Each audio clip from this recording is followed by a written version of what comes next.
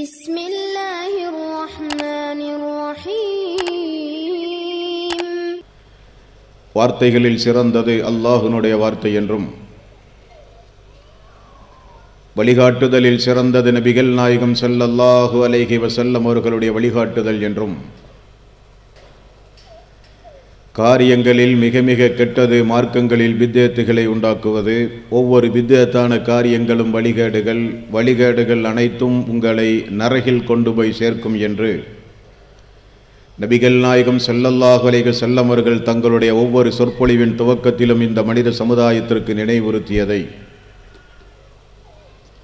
சிறப்புமிக்க இந்த நல்ல சந்தர்ப்பத்தில் வந்தமர்ந்து கேட்டுக்கொண்டிருக்கின்ற, இல்லங்களில் அமர்ந்து கேட்கிற வாய்ப்பை பெற்றிருக்கின்ற உங்கள் அனைவர்களுடைய சிந்தனையிலும் அந்த நபிமொழியை ஆரம்பமாக நினைவுபடுத்தி எனது உரையை ஆரம்பம் செய்கிறேன். இணை வைத்தல், பித்அத்துகள், அனாச்சாரங்கள், மூட பழக்க வழக்கங்கள், சடங்கு சம்பிரதாயங்களை விட்டும், அமல்களை பாழாக்கி மறுமை நாளில் நரகத்திற்கு அழைத்துச் செல்லுகின்ற அனைத்து தீய எண்ணங்கள், நடவடிக்கைகளை விட்டும் நம் எல்லோரையும் அல்லாஹ் பாதுகாத்து, அல்லாஹ்வுடைய மார்க்கத்தில் சொல்லப்பட்ட சட்டதிட்டங்களுக்கேற்ப நம்முடைய வாழ்வை நாம் அமைத்து, மரணிக்கும் பொழுது உண்மை முஸ்லீமாக மரணித்து, மறுமை நாளில் வெற்றி பெறுகிற ஒரு கூட்டத்தில் அல்லாஹ் நம் எல்லோரையும் எழுப்பி சொர்க்கத்தில் நபிகள் நாயகம் ஸல்லல்லாஹு அலைஹி வஸல்லம் அவர்களோடு நம் அனைவர்களையும் அல்லாஹ் ஒன்று சேர்ப்பானாக. அன்பிற்கும் பாசத்திற்கும் உரிய தாய்மார்களே, சகோதரர்களே, பெரியோர்களே, அல்லாஹ்வுடைய மாபெரும் கிருபையினால் சிறப்பான அடிப்படையில் நடைபெற்றுக் கொண்டிருக்கின்ற இந்த இஸ்லாமிய கொள்கை விளக்க நிகழ்ச்சியில் மனிதன் ஏன் படைக்கப்பட்டான் என்கிற ஒரு தலைப்பு இங்கே தரப்பட்டிருக்கின்றது. மனித சமுதாயத்தை சார்ந்த நாம் ஏன் படைக்கப்பட்டோம் என்பதை மறந்து இந்த உலகத்தில் வாழ்கிற காரணத்தினால், எதற்காக வேண்டி நாம் படைக்கப்பட்டோம் என்பதை நினைவு கூறுவதற்காக வேண்டி இப்படி ஒரு தலைப்பு இங்கே தேர்வு செய்யப்பட்டிருக்கின்றது. இந்த உலகத்தில் மனிதன் கண்டுபிடித்து இருக்கின்ற ஒவ்வொரு பொருள்களுக்கும் ஒவ்வொரு காரணங்கள் உண்டு. சாதாரண ஒரு கையடக்க தொலைபேசி, மொபைல் போனை எடுத்துக்கொண்டால் கூட அது கண்டுபிடிப்பதற்குரிய காரணங்கள் உண்டு. மனிதன் அதை கொண்டு தொடர்பு கொண்டு இந்த உலகத்தில் அவன் பயன்பட வேண்டும் என்பதற்காக. எந்த ஒரு பொருளை நீங்கள் எடுத்துக்கொண்டாலும் அது எதற்காக வேண்டி இந்த உலகத்தில் தயாரிக்கப்படுகின்றதோ அதனுடைய பயன்பாடு மனிதர்களுக்கு பயன்பட வேண்டும் என்பதற்காக வேண்டி அது கண்டுபிடிக்கப்படுகின்றது. அதே போலத்தான் இந்த உலகத்தில் மனிதர்களாகிய நாமும் ஒரு காரணத்திற்காக வேண்டி படைக்கப்பட்டிருக்கின்றோம். எந்த ஒரு காரணமும் இல்லாமல் வெறுமனே உண்டு கழித்து உறங்கி உல்லாசமாக உலகத்திலே வாழ்ந்து அப்படியே மரணிப்பதற்காக வேண்டி இந்த உலகத்தில் நாம் படைக்கப்படவில்லை. நிறைய பேர்கள் அப்படித்தான் நினைத்துக் கொண்டிருக்கிறார்கள். நம்மை படைத்த அல்லாஹ் படைத்த நோக்கத்தை அவனுடைய அருள்மறையாம் திருமறை குர்ஆனிலே குறிப்பிடும் பொழுது, வமா ஹலக்துல் ஜின்ன வல் இன்ஸ இல்லா லியஅபுதூன், மனிதர்களையும் ஜின்களையும் நான் படைத்தது என்னை வணங்குவதற்கு என்று அல்லாஹ் சொல்லுகிறான். அவனை மட்டுமே வணங்குவதற்காக வேண்டி படைக்கப்பட்ட நாம் அவனை வணங்காமல் இந்த உலகத்தில் வாழ்ந்து கொண்டிருக்கிற காரணத்தினால்தான் நாம் ஏன் இந்த உலகத்தில் படைக்கப்பட்டோம், எதற்காக வேண்டி இறைவன் நம்மை படைத்தான், எந்த லட்சியத்தோடு இந்த உலகத்தில் நாம் வாழ வேண்டும் என்பதை நினைவுபடுத்துவதற்காக வேண்டி அன்பர்கள் இப்படி ஒரு தலைப்பு இங்கே தேர்வு செய்திருக்கிறார்கள். யா அய்யுஹல்லதீன ஆமனூ கூ அன்ஃபுஸக்கும் வஅஹ்லிக்கும் நாரா, ஈமான் கொண்டவர்களே, உங்களையும் உங்களது குடும்பத்தார்களையும் எரிகின்ற நரக நெருப்பிலிருந்து நீங்கள் பாதுகாத்துக் கொள்ளுங்கள் என்று அல்லாஹ் கூறுகிறான். யார் தன்னையும் தன்னுடைய குடும்பத்தார்களையும் மறுமை நாளில் நரக நெருப்பிலிருந்து பாதுகாப்பதை லட்சியமாக கொண்டு இந்த உலகத்தில் வாழவில்லையோ அவர்கள் மிகப்பெரிய கை சேதத்திற்குரியவர்கள் என்றும் அல்லாஹ் சொல்கிறான். இந்த உலகத்தில் வாழுகிற நாம் ஒரு அர்த்தத்தோடு வாழ வேண்டும். மரணிக்கின்ற பொழுது, இந்த உலகத்திலே இருந்து நாம் விடைபெறும் பொழுது, அல்லாஹ் எந்த நோக்கத்திற்காக வேண்டி நம்மை படைத்தானோ அந்த நோக்கத்தை பூரணமாக நிறைவேற்றியவர்களாக நாம் மரணிக்க வேண்டும். அந்த அடிப்படையில் அல்லாஹ் திருக்குரானில் பல இடங்களிலும் பக்கம் பக்கமாக இந்த மனித சமுதாயத்தை அழைத்து சொல்லுகிறான். மனிதர்களே என்று அழைத்து சொல்கிறான், இறை விசுவாசிகளே என்று அழைத்து சொல்கிறான், முஃமின்களே என்றும் அழைத்து அல்லாஹ் ரப்பல் ஆலமீன் சொல்கிறான். எதற்காக வேண்டி நீங்கள் படைக்கப்பட்டீர்கள்? உங்களுடைய லட்சியம் என்ன? நீங்கள் எனது பூமியில் வாழ்ந்து கொண்டிருக்கின்றீர்கள். பூமியும் வானனும் சூரியனும் சந்திரனும் சுவாசிக்கின்ற காற்றும் எல்லாம் எனக்குரியவை. எனது பூமியில் வாழ்ந்து கொண்டு எனது அருட்கொடைகளை எல்லாம் நீங்கள் அனுபவித்துக் கொண்டு நான் இல்லை என்று பேசுவது அநியாயம். என்னை மறந்து நடப்பது மிகப்பெரிய துரோகம். அனைத்தையும் படைத்து அனைத்து வசதி வாய்ப்புகளையும் உங்களுக்கு நான் செய்து உங்களை கண்காணித்துக் கொண்டு இந்த உலகத்தில் உங்களை நான் பராமரித்து வருகிற இந்த நல்ல தருணத்தில் எனக்கு இணைதுணைகளை ஏற்படுத்தி இந்த உலகத்தில் வாழ்வது மிகப்பெரிய பாவம் என்றெல்லாம் அல்லாஹ் திருக்குரானிலே சொல்கிறான். ஆகவே அவன் நமக்கு வழங்கிய அருள் கொடைகளுக்கு, அவன் நமக்கு வழங்கிய நிஅமத்துகளுக்கு நாம் கண்டிப்பாக பிரதி உபகாரம் செய்வது நம்முடைய தலையாய கடமை. அதைத்தான் அல்லாஹ் சொல்கிறான், வமா ஹலக்துல் ஜின்ன வல் இன்ஸ இல்லா லியஅ்புதூன். மனிதர்களையும் ஜின்களையும் நான் படைத்தது என்னை வணங்குவதற்குத்தான் என்று அல்லாஹ் ரப்பல் ஆலமீன் சொல்கிறான். அல்லாஹுவை நாம் வணங்குகிறோமா? அவன் சொல்லுகிற நேரத்தில் அவனுக்குரிய இபாதத்துகளை நாம் செய்கிறோமா? நம்முடைய வாழ்வின் ஒட்டுமொத்த வாழ்வையும் அவன் திருப்திப்படுகிற வகையில் நாம் வாழ்கிறோமா? அவன் தடுத்ததை தவிர்த்து அவன் ஏவியதை செய்து அவனுடைய விருப்பப்படி இந்த உலகத்தில் நாம் வாழ்ந்தால் படைத்த நோக்கத்தை நாம் நிறைவேற்றியவர்கள். இல்லாவிட்டால் அது இறைவனுக்கு செய்கிற மிகப்பெரிய துரோகம் என்பதை நீங்கள் மனதிலே நிலைநிறுத்திக் கொள்ள வேண்டும். வமா ஹலக்துல் ஜின்ன வல் இன்ஸ இல்லா லியஅ்புதூன். மனிதர்களையும் ஜின்களையும் நான் படைத்தது என்னை வணங்குவதற்கு என்று அல்லாஹ் சொல்கிறானே, எந்த வணக்கம்? எந்த வணக்கம்? மறுமையில் சொர்க்கம் கிடைப்பதற்காக வேண்டி நாம் செய்கிற அனைத்து வணக்கங்களையும், பிரார்த்தனையானாலும் தௌபானாலும் அறுத்து பலியிடுவதானாலும் நேர்ச்சையானாலும் நோன்பானாலும் தொழுகையானாலும் விக்ருகளானாலும் தஸ்பீகளானாலும் எல்லாம் அல்லாஹ் ஒருவனுக்கு மட்டுமே நிறைவேற்றுவதற்காக வேண்டி படைக்கப்பட்ட சமுதாயம் நாம்.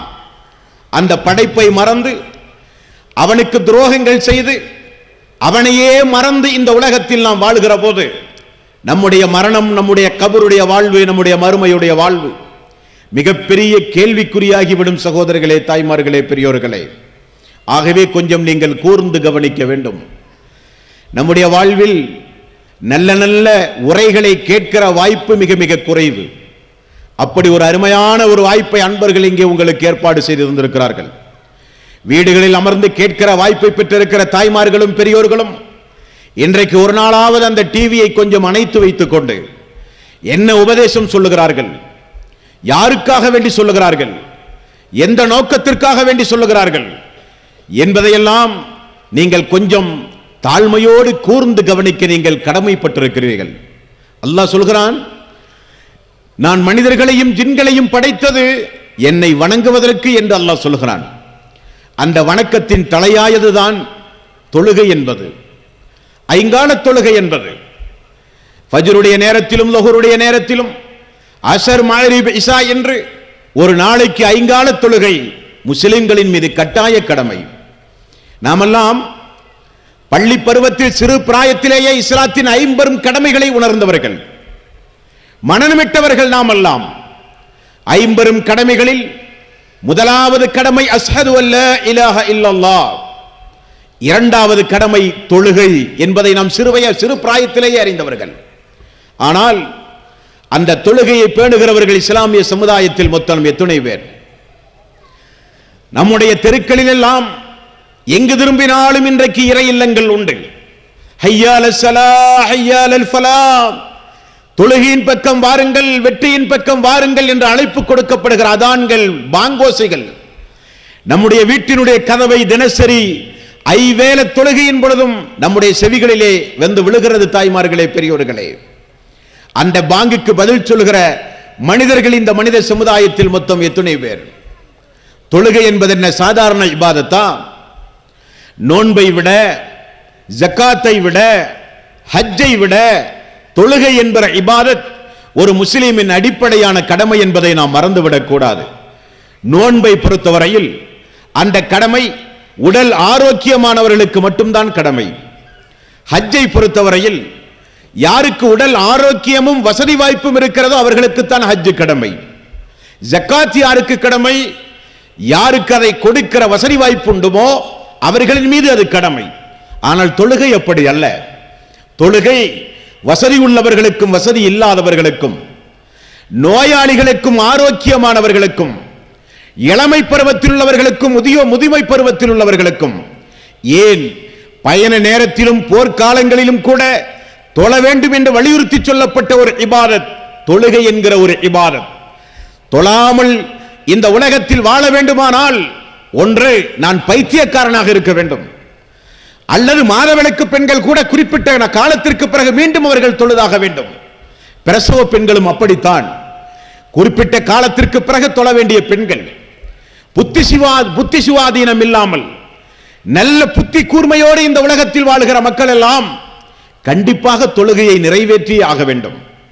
தொழுகை என்கிற ஒரு இபாதத் நம்முடைய உடம்பில் ஓடுகிற இரத்தத்தை போல பிரிக்க முடியாத ஒரு இபாதத்தாக நம்முடைய வாழ்வில் அது அங்கம் வகித்திருக்க வேண்டும் என்று இஸ்லாம் சொல்லுகிறது.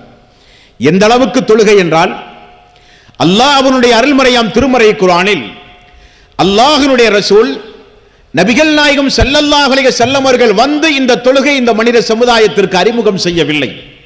நோன்பை எடுத்து பாருங்கள். சூரத்துல் பக்கரா 2வது அத்தியாயத்தின் 183வது வசனம். நோன்பை குறித்து அல்லாஹ் என்ன சொல்கிறான்? யா அய்யுஹல்லதீன ஆமனூ குத்திப அலைக்குமுஸ் ஸியாம் கமா குத்திப அலல்லதீன மின் கப்லிக்கும் லஅல்லக்கும் தத்தகுன். ஈமான் கொண்டவர்களே, உங்களுக்கு முன் இருந்தவர்களின் மீது இந்த நோன்பு எப்படி கடமையாக்கப்பட்டிருந்ததோ அதே போன்று உங்களின் மீதும் இந்த நோன்பை நான் கடமையாக்கி இருக்கிறேன் என்று அல்லாஹ் சொல்கிறான். முற்சென்ற சமுதாயம் வாழையடி வாழையாக செய்து வந்த அந்த இபாதத்தை நபிகள் நாயகம் ஸல்லல்லாஹு அலைஹி வஸல்லம் அவர்களுக்கும் அல்லாஹ் கடமையாக்கியதாக திருக்குர்ஆனிலே சொல்லுகிறான். அதே போலத்தான் தொழுகை. தொழுகை என்பது மக்கத்து பெருவீதியில், மதீனத்து பெருவீதியில் இறுதி தூதராக வந்த நபிகள் நாயகம் ஸல்லல்லாஹு அலைஹி வஸல்லம் அவர்கள் மட்டும் அறிமுகம் செய்த இபாதத் அல்ல அந்த இபாதத். 2வது அத்தியாயத்தின் 83வது வசனத்தை நீங்கள் படித்து பார்த்தால் தெரியும். வைது அஹதுனா மீசாக பனி இஸ்ராயீல லா தஅபுதூன இல்லல்லாஹ். பனு இஸ்ராயீல் சமுதாயம், அந்த சமுதாய மக்களிடத்தில் நான் ஒரு வாக்குறுதி வாங்கி இருக்கிறேன் என்று அல்லாஹ் சொல்கிறான். என்ன வாக்குறுதியாம்? அல்லாஹ்வை தவிர யாரையும் நீங்கள் வணங்கக்கூடாது. வபில் வாலிதைனி இஹ்சானா, உங்களுடைய தாய் தந்தையர்கள் உறவினர்கள், வதில் இஹ்சானா வதில் குர்பா வல் யதாமா வல் மசாக்கீன வகூலு லின்னாஸி ஹுஸ்னா, உறவினர்கள், ஏழை எளியவர்கள், அனாதைகள் எல்லோரிடத்திலும் நீங்கள் நல்ல முறையில் பழக வேண்டும். மேலும் அல்லாஹ் சொல்கிறான் வஅகீமுஸ் ஸலாத் வஆத்துஸ் ஸகாத், தொழுகை நிலைநாட்டுங்கள், ஜக்காத்து கொடுங்கள். பனு இஸ்ராயீல் சமுதாய மக்களிடத்தில் வாக்குறுதி வாங்கினேன் என்று அல்லாஹ் சொல்கிறான். பெற்றோர்களை பேணுவது, அனாதைகளை பராமரிப்பது, ஏழை எளியவர்களுக்கு உதவுவது, ஐங்கால தொழுகையை பேணுவது, ஜக்காத்து கொடுப்பது என்று அல்லாஹ் சொல்கிறான். அந்த இபாதத்தை தான் ஒவ்வொரு இறை தூதர்களும் இந்த மனித சமுதாயத்திற்கு போதித்து வந்தார்கள். இந்த தலை அல்லாஹ் ஒருவனுக்கு மட்டும்தான் சாஷ்டாங்கம் செய்யப்பட வேண்டும். இந்த தலை இந்த பூமியில் சாய்க்கப்பட வேண்டுமானால் அது அல்லாஹுவால் படைக்கப்பட்ட எந்த ஒரு உயிருள்ள உயிரற்ற எந்த ஒன்றுக்கும் இந்த தலை சாய்க்கப்பட்டால் அது அல்லாஹ்வுக்கு செய்கிற துரோகம் என்பதை மறந்துவிடக் கூடாது. அப்படி அல்லாஹ்வுக்கு மட்டுமே செய்கிற அந்த தொழுகை என்கிற அந்த இபாதத் காலம் காலமாக முற்சென்ற சமுதாயத்திற்கெல்லாம் கடமையாக்கப்பட்ட அந்த இபாதத் இந்த மனித சமுதாயத்திற்கும் அல்லாஹ் அவனுடைய அருள்மறையாம் திருமறை குர்ஆனிலே கடமையாக்கியதிலே இருந்து அந்த தொழுகை என்பது எவ்வளவு பெரிய முக்கியத்துவம் வாய்ந்த இபாதத் என்பதை நீங்கள் புரிந்து கொள்ள வேண்டும். 2வது அத்தியாயம் 43வது வசனம், வஅகீமுஸ் ஸலாத் வஆத்துஸ் ஸகாத் வர்கஉ மஅர் ராக்கிஈன், தொழுகையை நிறைவேற்றுங்கள், ஜகாத் கொடுங்கள், ருக்கூ செய்பவர்களோடு சேர்ந்து நீங்களும் ருக்கூ செய்யுங்கள். இது போன்ற திருக்குர்ஆனில் 200க்கும் மேற்பட்ட வசனங்களை நீங்கள் பார்க்கலாம். மூமின்களே, நீங்கள் தொழுகையை பேணி வாருங்கள். கத் அஃப்லஹல் முஃமினூன், மூமின்கள் வெற்றி பெற்றார்கள் என்று சொல்லப்படுகிற அத்தியாயத்தினுடைய துவக்கத்தில் நீங்கள் பார்க்கலாம். அவர்கள் தொழுகையை பேணுவார்கள், ஜகாத் கொடுப்பார்கள்.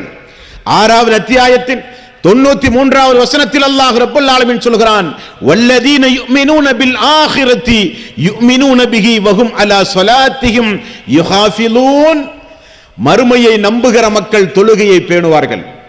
நீங்கள் மறுமையை நம்புகிற மக்களாக இருந்தால் இறந்த பிறகு ஒரு வாழ்வு உண்டு. வத்தகு யௌமன் துர்ஜஊன ஃபீஹி இலல்லாஹ், அந்த நாளை நீங்கள் பயந்து கொள்ளுங்கள். அந்த நாளில் நீங்கள் அனைவரும் அல்லாஹ்வினுடைய முன்னிலையில் ஒன்று சேர்க்கப்படுவீர்கள் என்று அல்லாஹ் சொல்லுகிறானே, அதை நம்புகிற முஸ்லிம்களாக நீங்கள் இருந்தால் அல்லாஹ் சொல்கிறான், வல்லதீன யுமினூன பில் ஆகிரத்தி யுமினூன பிஹி வஹும் அலா ஸலாத்திஹிம் யுஹாஃபிலூன், நிச்சயமாக மறுமையை நம்புகிற மக்கள் தொழுகையை பேணுவார்கள், தொழுகையை நிலைநிறுத்துவார்கள் என்றும் அல்லாஹ் அவனுடைய அருள்மறையாம் திருமறை குர்ஆனிலே சொல்லுகிறான். நீங்கள் தொழுகையின் மூலம் நற்கர்மங்களை பேணி மறுமைக்காக வேண்டி எதை முற்படுத்தி அனுப்பினீர்களோ அதை நிச்சயம் அந்த நாளிலே நீங்கள் காண்பீர்கள் என்று சொல்லுகிற போது 2வது அத்தியாயத்தின் 110வது வசனத்தில் அல்லாஹ் இப்படி சொல்கிறான், வஅகீமுஸ் ஸலாத்த வஆத்துஸ் ஸகாத்த வமா துகத்திமு லிஅன்ஃபுசிக்கும் மின் கைரின் தஜிதூஹு இன்தல்லாஹ், அல்லாஹ்வுக்காக வேண்டி நீங்கள் செய்து அனுப்பிய நற்செயல்களில் தொழுகை, ஜகாத் போன்ற நற்கர்மங்களை நிச்சயம் நீங்கள் மறுமை நாளிலே பார்ப்பீர்கள் என்றும் அல்லாஹ் தொழுகையை வலியுறுத்தி கூறுகிறான். அன்பர்களே, நீங்கள் பயபக்தி உடையவர்களாக இருந்தால், ஆரம்பத்தில் அல்லாஹ் சொன்னான், நீங்கள் மறுமையை நம்புகிற மக்களாக இருந்தால் அவர்கள் நிச்சயம் தொழுவார்கள் என்று அல்லாஹ் சொன்னான். சூரத்துல் பக்கரா 2வது அத்தியாயத்தின் 3வது வசனத்தில் அல்லாஹ் சொல்கிறான், பயபக்தி உடையவர்களாக இருந்தால் நீங்கள் தொழுவீர்கள், பயபக்தி உடையவர்களாக இருந்தால் நீங்கள் தொழுவீர்கள். அலிஃப் லாம் மீம் ذَلِكَல் கிதாபு லா ரைப ஃபீஹி ஹுதல் லில் முத்தகீன், நீங்கள் முத்தகீன்களாக இருந்தால் அந்த திருக்குர்ஆன் உங்களுக்கு நேர்வழி காட்டும். அந்த முத்தகீன்கள் யார் என்றால் மறுமையை நம்புவார்கள், தொழுகையை நிலைநிறுத்துவார்கள், ஜகாத் கொடுப்பார்கள் என்றும் அல்லாஹ் திருக்குர்ஆனிலே சொல்லுகிறான். ஆக திருக்குர்ஆன் நெடுகிலும் நீங்கள் பார்க்கலாம், இது முற்சென்ற சமுதாயத்திற்கு கடமையாக்கப்பட்ட ஒரு இபாதத், மூமின்கள் கண்டிப்பாக நிறைவேற்ற வேண்டிய இபாதத், 50 கடமைகளில் ஒன்றான ஒரு இபாதத், எல்லோரும் நிறைவேற்ற வேண்டிய ஒரு இபாதத். அந்த இபாதத் நிச்சயம் இறை விசுவாசிகள் பேணுவார்கள், மறுமையை நம்புகிற மக்கள் பேணிக் கொண்டிருப்பார்கள். பயபக்தியுடையவர்களுடைய லட்சணமாக அல்லாஹ் குறிப்பிடும் போது அவர்கள் நிச்சயம் தொழுகையை பேணுவார்கள் என்றும் அவனுடைய அருள்மறையாம் திருமறை குர்ஆனிலே சொல்கிறான். 9வது அத்தியாயம் 18வது வசனத்தில் அல்லாஹ் குறிப்பிடுகிறான், அல்லாஹ்வுடைய பள்ளியை யார் நிர்வாகம் செய்ய வேண்டும் தெரியுமா? தொழாதவர்கள் அல்ல, வட்டியோடு தொடர்புடையவர்கள் அல்ல, ஹராம் ஹலால்களை பேணி நடக்காதவர்கள் அல்ல, மறுமையை நம்பாதவர்கள் அல்ல, நல்லொழுக்கம் இல்லாதவர்கள் அல்ல. அல்லாஹ்வுடைய வீடு பள்ளிவாயல். அந்த பள்ளிவாயலை யார் பேண வேண்டும் என்பதை அல்லாஹ் அவனுடைய அருள்மறையாம் திருமறை குர்ஆனில் குறிப்பிடும் போது 9வது அத்தியாயத்தின் 18வது வசனத்தில் அல்லாஹ் சொல்கிறான், இன்னமா யஅமுரு மசாஜிதல்லாஹி மன் ஆமன பில்லாஹி வல் யௌமில் ஆகிர் வ அகாமஸ் ஸலாத் வ ஆத்தஸ் ஸகாத் வ லம் யஅஸ இல்லல்லாஹ், அவர்கள் அல்லாஹ்வின் மீது நம்பிக்கை வைத்திருப்பார்கள், இறுதி நாளை நம்புவார்கள், ஐங்கால தொழுகையை பேணுவார்கள், ஜகாத்தை கொடுப்பார்கள், அல்லாஹ்வை தவிர யாரையும் அஞ்ச மாட்டார்கள். இவர்கள்தான் அல்லாஹ்வுடைய பள்ளியை நிர்வாகம் செய்வதற்கு தகுதி படைத்தவர்கள் என்று அல்லாஹ் திருக்குர்ஆனிலே சொல்லுகிறான். பள்ளியினுடைய தலைவர்களானாலும், பள்ளியினுடைய முத்துவள்ளியானாலும், பள்ளியினுடைய பொறுப்பாளர்கள், செயலாளர்கள், பொருளாளர்களானாலும் அவருடைய முதல் தகுதி ஜகாத்து கொடுக்கக்கூடியவர்களாக இருக்க வேண்டும், ஐங்கால தொழுகையை பேணக்கூடியவர்களாக இருக்க வேண்டும், மறுமையை நம்புகிற மக்களாக இருக்க வேண்டும். அல்லாஹுவை முழுக்க முழுக்க அஞ்சி அவனை சார்ந்திருக்கிற மக்கள் தான் அல்லாஹ்வுடைய பள்ளியையே நிர்வாகம் செய்ய வேண்டும் என்று அல்லாஹ் சொல்லுகிற அளவுக்கு முக்கியத்துவம் வாய்ந்த இபாதத் இந்த இபாதத். இது என்ன சாதாரணமான வணக்க வழிபாடா? இது என்ன நினைத்தால் செய்து அல்லது நினைத்தால் விட்டுவிடுகிற இபாதத்தா இந்த இபாதத்? நம்முடைய சமுதாயத்திலே இன்றைக்கு பார்க்கிறோம், நிறைய பேர்கள் இந்த தொழுகையை இன்றைக்கு பாழாக்கி கொண்டிருக்கிறார்கள். ஏதோ ஒரு வகையில் நாம் தொழுகிறோம் என்கிற திருப்தியோடு தான் இந்த உலகத்தில் வாழ்கிறார்களே தவிர, முறைப்படி இஸ்லாம் சொன்ன அடிப்படையில் அந்த தொழுகையை பேணுகிற மக்கள் இந்த சமுதாயத்தில் மொத்தம் எத்தனை பேர்? கொஞ்சம் யோசித்து பாருங்கள். காலையிலிருந்து இரவு வரை கடுமையாக உழைத்து சம்பாதிக்கின்ற நமக்கு அல்லாஹ் என்ன சொல்கிறான்? 24 மணி நேரத்தை நமக்கு தந்த ரப்புல் ஆலமீன் ஒரு நாளைக்கு 5 நிமிடம் என்று 5 நேரத்திற்காக வேண்டி 25 நிமிடத்தை எனக்காக வேண்டி ஒதுக்கி நீங்கள் இபாதத்து செய்யுங்கள் என்று சொல்கிறான். ஒரு நாளைக்கு 24 மணி நேரத்தை நமக்கு தந்து 25 நிமிடம் மட்டும் எனக்காக வேண்டி இபாதத்து செய்யுங்கள் என்று அல்லாஹ் சொல்கிறானே, அவனை மறந்து நடந்தால் நியாயமா? நாமெல்லாம் முஸ்லிமா? நாமெல்லாம் என்ன நினைக்கிறோம் என்றால், வாரத்திற்கு ஒரு முறை வெள்ளிக்கிழமையோ வருடத்திற்கு ஒரு முறை ரமலானுடைய காலங்களிலோ பெருநாளுடைய நாட்களிலோ தொழுது விட்டால் நாம் எல்லாம் முஸ்லிம் என்று நினைக்கிறோம். அது தவறு. நம்மையும் அறியாமல் இஸ்லாத்தை விட்டு வெளியேறிய நிலையில் நாம் மரணிக்க வேண்டிய சூழ்நிலை ஏற்படும். அல்லாஹ் நம்மை அதிலிருந்து காப்பாற்ற வேண்டும். அதுபோக நிறைய சகோதரர்களை நாம் பார்க்கிறோம், இசாவுடைய நேரத்தில் எல்லா தொழுகைகளையும் வந்து சேர்த்து தொழுகிற ஒரு கலா என்கிற ஒரு பெயரில் தொழுகையை வீணடித்து தொழுகிற மக்களையும் நாம் பார்க்கிறோம். அப்படி அல்ல. தொழுகை என்பது குறித்த நேரத்தில் நமக்கு கடமையாக்கப்பட்ட இபாதத். அல்லாஹ் எப்பொழுது சொல்லுகிறானோ அப்பொழுது தொழ வேண்டிய இபாதத் அந்த இபாதத். நமக்கு எப்பொழுது நேரம் கிடைக்கிறதோ அப்பொழுது தொழுகிற தொழுகை அல்ல அந்த தொழுகை. ஆகவே தொழுகை விஷயத்தில் மிகுந்த அக்கறையோடு கவனத்தோடு நாம் ஒவ்வொருவரும் இருக்க வேண்டும். தொழுகை தனிப்பட்ட மனிதர்களின் மீது மட்டும் கடமை அல்லையாம். அல்லாஹ் சொல்கிறான் 20வது அத்தியாயத்தின் 132வது வசனத்தில் அல்லாஹ் கூறும்போது, உங்களுடைய குடும்பத்தாரையும் தொழுமாறு நீங்கள் ஏவுங்கள். நீங்கள் தொழுதால் மட்டும் போதாது. நம்முடைய குடும்பத்தில் இன்றைக்கு பார்க்கிறோம், ஆண் மக்கள் தொழுகிறார்கள், மனைவிகள் தொழுவதில்லை. 2 சாராரும் கணவனும் மனைவியும் தொழுதால் பிள்ளைகள் தொழாதவர்களாக இருக்கிறார்கள். பிள்ளைகளும் சேர்ந்து தொழுதால் பெற்றோர்கள் தாய் தந்தையர்கள் தொழாதவர்களாக இருக்கிறார்கள். நம்முடைய பாதை ஒன்று, நம்முடைய குடும்பத்திற்குடைய பாதை வேறொன்று. பிள்ளைகளுடைய பாதை ஒன்று, பெற்றோர்களுடைய பாதை வேறொன்று. சகோதரனுடைய பாதை ஒன்று, சகோதரியுடைய பாதை வேறொன்று. அப்படி அல்ல. இது குடும்பம் குடும்பமாக நிறைவேற்ற வேண்டிய ஒரு இபாதத். குடும்பம் குடும்பமாக நிறைவேற்ற வேண்டிய ஒரு இபாதத். வஅமுர் அஹ்லக பிஸ்ஸலாத், நீங்கள் உங்களுடைய குடும்பத்தாருக்கு நபியே அந்த தொழுகையை ஏவுங்கள் என்று அல்லாஹ் திருக்குர்ஆனிலே சொல்கிறான். நபிகள் நாயகம் ஸல்லல்லாஹு அலைஹி வஸல்லம் அவர்கள் சொன்னார்கள், உங்களுடைய பிள்ளை 7 வயதை அடைந்தால் அந்த பிள்ளைக்கு தொழுகையை ஏவுங்கள். அந்த பிள்ளை 10 வயதை அடைந்தால் அந்த பிள்ளைக்கு தொழுகையை கற்றுக் கொடுங்கள். தொழாவிட்டால் கட்டாயப்படுத்தி தொழுகைக்கு நீங்கள் அழைத்து செல்லுங்கள் என்று நபிகள் நாயகம் ஸல்லல்லாஹு அலைஹி வஸல்லம் அவர்கள் கூறினார்கள். நம்முடைய பிள்ளைகளை நாம் எப்படி வளர்க்கிறோம் கொஞ்சம் யோசித்து பாருங்கள். நாம் பெற்று வளர்த்தி ஆளாக்குகிற நம்முடைய மக்களை 7 வயதிலேயே வமா ஹலக்துல் ஜின்ன வல் இன்ஸ இல்லா லியஅபுதூன், மனிதர்களையும் ஜின்களையும் நான் படைத்தது என்னை வணங்குவதற்கு என்று அல்லாஹ் சொல்கிறானே, அந்த வணக்கத்தை நிறைவேற்றுகிற பிள்ளையாக நம்முடைய மக்கள் வளர வேண்டும் என அக்கறை செலுத்தி வளர்த்துகிற பெற்றோர்கள் நம்முடைய குடும்பத்தில் எத்தனை பேர்கள்? டியூஷனுக்கு செல்லாவிட்டால் அதட்டுகிறோம், காலை மாலை ஸ்கூலுக்கு செல்லாவிட்டால் அடிக்கிறோம், அவனுக்கு உணவு கொடுக்க மறுக்கிறோம், தகாத வார்த்தைகளை கொண்டு ஏசுகிறோம், அடிக்கிறோம், துன்புறுத்துகிறோம். உலக கல்வி அவன் படிக்கவில்லை என்பதற்காக. ஆனால் நபிகள் நாயகம் ஸல்லல்லாஹு அலைஹி வஸல்லம் அவர்கள் சொன்னார்கள், 7 வயதை அடைந்தால் பிள்ளைக்கு தொழுகையினுடைய முறையை போதனை செய்யுங்கள். மகனே, நம்மை அல்லாஹ் ரப்பல் ஆலமீன் இந்த உலகத்தில் படைத்ததே அவனுக்கு வணக்க வழிபாடு செலுத்துவதற்குத்தான். உண்டு கழித்து உறங்கி சுகித்து இந்த உலகத்தில் வாழ்ந்து மரணிப்பதற்காக வேண்டி நம்மை அல்லாஹ் ரப்பல் ஆலமீன் படைக்கவில்லை. உலகத்தில் உயிர் வாழ்ந்தால் உண்ண வேண்டும் தான், சம்பாதிக்க வேண்டும் தான், அதுவல்ல மகனே லட்சியம். நம்முடைய லட்சியம் அல்லாஹ் நமக்கு ஒன்று. அவன் 5 கால தொழுகையை நமக்கு கடமையாக்கி இருக்கிறான். அந்த கடமையை முறைப்படி நிறைவேற்ற வேண்டியது நம்முடைய தலையாய கடமை என்று சொல்லி சிறு பிராயத்திலேயே பெற்றோர்களாகிய நாம் நம்முடைய மக்களை பள்ளிக்கு அழைத்து வந்து பள்ளியோடு ஒரு தொடர்பு வைக்க வேண்டும் என்று சொன்ன மார்க்கத்தில் எத்தனை பேர்கள் நம்முடைய குடும்பங்களில் நம்முடைய மக்களை அப்படி வளர்த்துகிறோம்? 7 வயதை அடைந்தால் தொழுகையை போதியுங்கள், 10 வயதை அடைந்தால் தொழாவிட்டால் அடியுங்கள் என்றார்கள் நபிகள் நாயகம் ஸல்லல்லாஹு அலைஹி வஸல்லம் அவர்கள். அன்பர்களே, தொழுகை என்பது எந்த அளவுக்கு முக்கியத்துவம் வாய்ந்த ஒரு இபாதத் என்பதை நீங்கள் புரிந்து கொள்ள வேண்டுமானால், நபிகள் நாயகம் ஸல்லல்லாஹு அலைஹி வஸல்லம் அவருடைய வீடும் அவருடைய பள்ளியும் ஒரே காம்பவுண்ட், ஒரே வளாகத்தில் இருந்தது. அல்லாஹ்வுடைய ரசூலுடைய வீடு மஸ்ஜித் நபவி என்கிற பள்ளி. ரசூலுல்லாஹி ஸல்லல்லாஹு அலைஹி வஸல்லம் அவர்களுக்கு இறுதி காலகட்டத்தில் நோய்வாய் ஏற்பட்டது. எந்த அளவுக்கு நோய்வாய் ஏற்பட்டது என்றால், அது ஒரு இசாவுடைய நேரம்.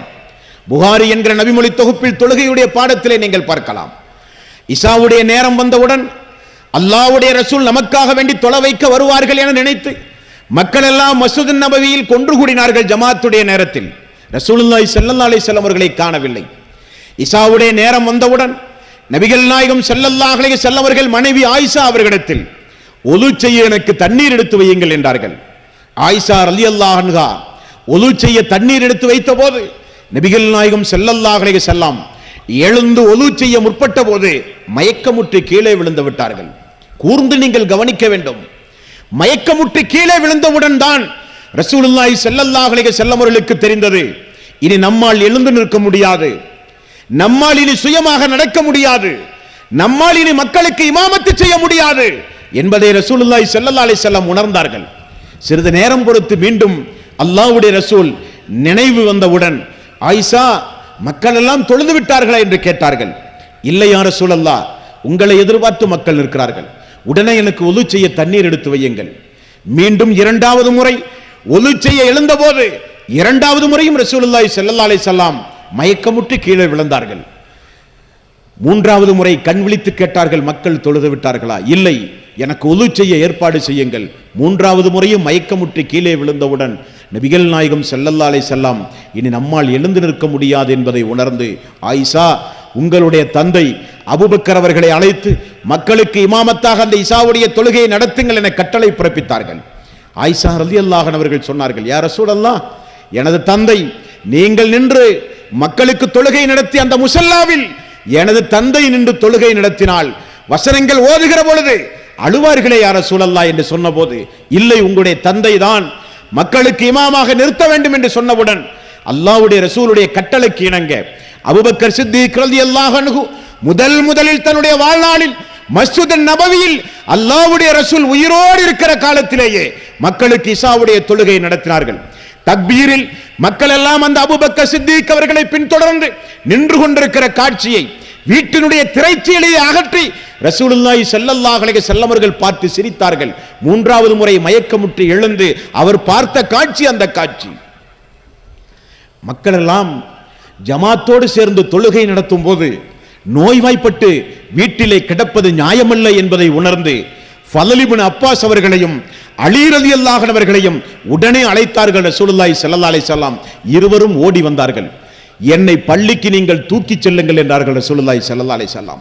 என்னை பள்ளிக்கு நீங்கள் தூக்கிச் செல்லுங்கள் என்றார்கள் அல்லாஹ்வுடைய ரசூல். ஆயிஷா ரலியல்லாஹு அன்ஹா அவர்கள் குறிப்பிடுகிறார்கள், ஃபதல் இப்னு அப்பாஸ் அவர்களுடைய தோளிலும் அலி அவர்களுடைய தோளிலும் அல்லாஹ்வுடைய ரசூலுடைய கை இருந்தது. 2 பேரும் ரசூலுல்லாஹி ஸல்லல்லாஹு அலைஹி வஸல்லம் அவர்களை நடத்தி செல்லவில்லையாம், தூக்கி சென்றார்கள் பள்ளிக்கு. அவருடைய பெருவிரல் பூமியிலே கோடு போட்டு சென்றதை இன்றைக்கும் நான் பார்த்ததை போல் இருக்கிறது என்றார்கள் ஆயிஷா ரலியல்லாஹு அன்ஹா அவர்கள்.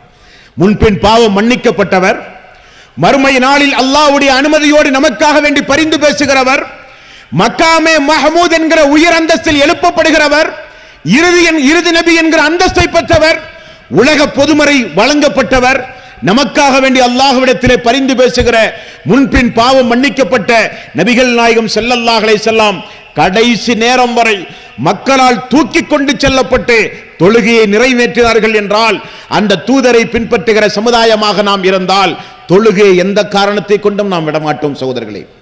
தூதரை நாம் நேசிப்பது உண்மையானால், அல்லாஹ்வுடைய ரசூலின் மீது நாம் முஹப்பத் வைப்பது உண்மையானால், ஐயால ஸலாஹ் ஐயாலல் ஃபலாஹ், தொழுகையின் பக்கம் வாருங்கள், அதில்தான் வெற்றி உண்டு என்கிற பாங்கோசை இனி நமக்கு ஃபஜ்ருடைய நேரத்தில் கேட்டால் தூக்கத்திலே இருந்து எழுந்து பள்ளியை நோக்கி ஓடுகிற சமுதாயமாக நாம் மாறினால் தான் வெற்றி. நபிகள் நாயகம் ஸல்லல்லாஹு அலைஹி வஸல்லம் மரண நேரம் அத்தியாவசியமான பேச்சுக்களை ரசூலுல்லாஹி ஸல்லல்லாஹு அலைஹி வஸல்லம் பேசிக் கொண்டிருந்த நேரம் அவருடைய உதடுகள் அசைந்தது. ஆயிஷா ரலியல்லாஹு அன்ஹா மார்பகத்தின் மீது தலை வைத்து ரசூலுல்லாஹி ஸல்லல்லாஹு அலைஹி வஸல்லம் படுத்துக் கொண்டிருந்த நேரம் உதடுகள் அசைவதை பார்த்து ஆயிஷா ரலியல்லாஹு அன்ஹா அவர்கள் அல்லாஹ்வுடைய ரசூலுடைய வாய்க்கு அருகில் தன்னுடைய காதை கொண்டு போய் வைத்து அல்லாஹ்வுடைய ரசூல் என்ன சொல்கிறார்கள் என்று கேட்டார்கள்.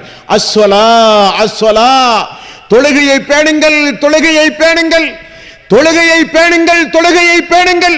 நபிகள் நாயகம் ஸல்லல்லாஹு அலைஹி வஸல்லம் அவர்களுடைய இறுதி உபதேசம், கடைசி உபதேசம், இந்த உம்மத்திற்கு செய்த உபதேசம். என்ன காரணம்? என்ன காரணம்? அதுதான் மறுமை நாளில் கேட்கப்படுகிற முதல் கேள்வி. எதை பற்றியும் அல்லாஹ் கேட்க மாட்டான், எதை பற்றியும் அல்லாஹ் கேட்க மாட்டான். மறுமையில் கேட்கப்படுகிற முதல் கேள்வி இந்த தொழுகையை குறித்து தான். அன்பர்களே, இஸ்லாத்தின் 50 கடமைகளில் தலையாய கடமை தொழுகை என்பதை நாம் மறந்துவிடக் கூடாது. சகோதரர்களே, தாய்மார்களே, பெரியோர்களே, அல்லாஹு தஆலா அவனுடைய அருள்மறையாம் திருமறை குர்ஆனில் 24வது அத்தியாயத்தின் 37வது வசனத்தில் அல்லாஹ் ரப்பல் ஆலமீன் சொல்கிறான், இறை விசுவாசிகள் யாரென்றால், முத்தகீன்கள் யாரென்றால், அவர்கள் நிச்சயம் அவர்களுடைய வியாபாரமோ அவர்களுடைய கொடுக்கல் வாங்கலோ நிச்சயமாக அவர்களை அந்த இபாதத்துகளிலே இருந்து தடுக்காது என்று அல்லாஹ் சொல்கிறான். லா துல்ஹீஹும் திஜாரத்துன் வலா பைஉன் அன் ذிக்ரில்லாஹி வ இகாமிஸ் ஸலாத்தி வ இதாஉஸ் ஸகாத். வியாபாரமோ கொடுக்கல் வாங்கலோ தொழுகையை விட்டும் ஜக்காத்தை விட்டும் இறை விசுவாசிகளை ஒரு காலம் தடுக்காது என்று அல்லாஹ் ரப்பல் ஆலமீன் சொல்லுகிறான். ஆனால் நாம் நம்முடைய முழு நேரத்தையும் உலகத்திற்காக, நம்முடைய முழு நேரத்தையும் உலகத்தை அனுபவிப்பதற்காக, நம்முடைய முழு நேரத்தையும் சுகபோகமான வாழ்வுக்காக வேண்டி நாம் கழிக்கிறோமே தவிர, பாங்கோசை விழுந்தும் தொழுகைக்கு செல்ல மனமில்லாவிட்டால், பாங்கோசைக்கு பிறகும் ஐங்கால தொழுகை தொழ நமக்கு எண்ணமில்லாவிட்டால் நாம் மிகப்பெரிய நஷ்டத்திற்கும் கைசேதத்திற்கும் ஆளாகி விடுவோம் என்பதை நாம் மறந்துவிடக் கூடாது. சகோதரர்களே, தாய்மார்களே, பெரியோர்களே, நமக்கா நேரம் இல்லை? யாருக்கு நேரம் இல்லை? தினசரி பத்திரிகை படிக்க நமக்கு நேரம் உண்டு. மனைவி மக்களோடு சந்தோஷமாக உல்லாசமாக வாழ்வதற்கு நமக்கு நேரம் உண்டு. தொடர் நாடகம் பார்ப்பதற்கு நமக்கு நேரம் உண்டு. சினிமா கொட்டைகளிலும் சீடிகளை வாங்கிக் கொண்டு வீடுகளிலும் பல மணி நேரங்கள் அந்த படங்களையும் காட்சிகளையும் பார்க்க நமக்கு நேரம் உண்டு. மகரிபுடைய நேரத்தில் வாக்கிங் செல்வதற்கு நமக்கு நேரம் உண்டு. ஊரை சுற்றி பார்க்க நமக்கு நேரம் உண்டு. அல்லாஹ்வை வணங்க நேரம் இல்லாவிட்டால் அல்லாஹ் நிச்சயம் நம்மை கேட்பான். இன்ன பத்ஸ ரப்பிக லஸதீத், இன்ன பத்ஸ ரப்பிக லஸதீத். அல்லாஹ்வுடைய பிடி கடுமையானது, அல்லாஹ்வுடைய பிடி கடுமையானது. அவன் ரஹ்மான் தான். அல்ஹம்துலில்லாஹி ரப்பில் ஆலமீன் அர் ரஹ்மானிர் ரஹீம். அவன் அளவற்ற அருளாளன், நிகரற்ற அன்புடையோன். யாருக்கு? யாருக்கு? திருந்துகிற மக்களுக்கு, தௌபா செய்கிற மக்களுக்கு, பிரார்த்தனை செய்கிற மக்களுக்கு. பாவம் செய்தவுடன் அல்லாஹ்வுடைய சன்னிதானத்தில் ஓடோடி வந்து அழுது 2 கரத்தை உயர்த்தி தௌபா செய்த மக்களுக்கு அவன் அர் ரஹ்மான், அவன் அர் ரஹீம். அதே நேரத்தில் அவன் தந்த வாய்ப்பை எல்லாம் திருந்துவதற்கு பயன்படுத்தாமல், இபாதத்து செய்வதற்கு பயன்படுத்தாமல், எந்த நோக்கத்திற்காக வேண்டி நம்மை படைத்தானோ அந்த நோக்கத்தை நிறைவேற்றுவதற்கு பயன்படுத்தாமல், அவனுக்கு எதிராக அவன் தந்த இந்த ஆரோக்கியத்தை, அவன் தந்த இந்த ஆயுள் காலத்தை அவனுக்கு எதிராகவோ அவனை மறந்து நடக்கவோ அவன் தடுக்கப்பட்ட காரியத்தை செய்வதற்காக வேண்டியோ நாம் பயன்படுத்தி இந்த உலகத்தில் வாழ்ந்தால் நம்முடைய மரண நேரம் மிக பயங்கரமான நேரமாக இருக்கும். கபருடைய வாழ்வு அதைவிட கொடுமையானதாக இருக்கும். மறுமையுடைய வாழ்வு சொல்லி மாளாத துன்பத்திற்குரிய வாழ்வாக இருக்கும். அன்பர்களே, தாய்மார்களே, பெரியோர்களே, ஆகவே ஐங்கால தொழுகையை பேணுங்கள். அந்த தொழுகை நிச்சயம் நமக்கு மிகப்பெரிய பாக்கியத்தை பெற்றுத் தருகிற ஒரு இபாதத் என்பதை நாம் மறந்துவிடக் கூடாது. தொழுகையுடைய நன்மையை குறித்து அல்லாஹும் அல்லாஹ்வுடைய ரசூலும் நிறையவே நமக்கு சொல்லி இருக்கிறார்கள். தாய்மார்களே, பெரியோர்களே, 29வது அத்தியாயம் 45வது வசனத்தில் அல்லாஹ் சொல்கிறான், இன்ன ஸலாத்த தன்ஹா அனில் ஃபஹ்ஷாஇ வல் முன்கர். நிச்சயமாக தொழுகை என்பது மானக்கேடானதை விட்டும் வெறுக்கப்பட்டதை விட்டும் உங்களை பாதுகாக்கும் என்று அல்லாஹ் உத்தரவாதம் தருகிறான். அல்லாஹ் உத்தரவாதம் தருகிறான். பிற சமுதாய மக்களை பற்றி இங்கே பேச நான் வரவில்லை. நம்முடைய இஸ்லாமிய சமூக மக்களை பற்றி பேச நான் வந்திருக்கிறேன். உங்களுக்குரிய அறிவுரை சொல்ல நாங்கள் இங்கே வந்திருக்கிறோம்.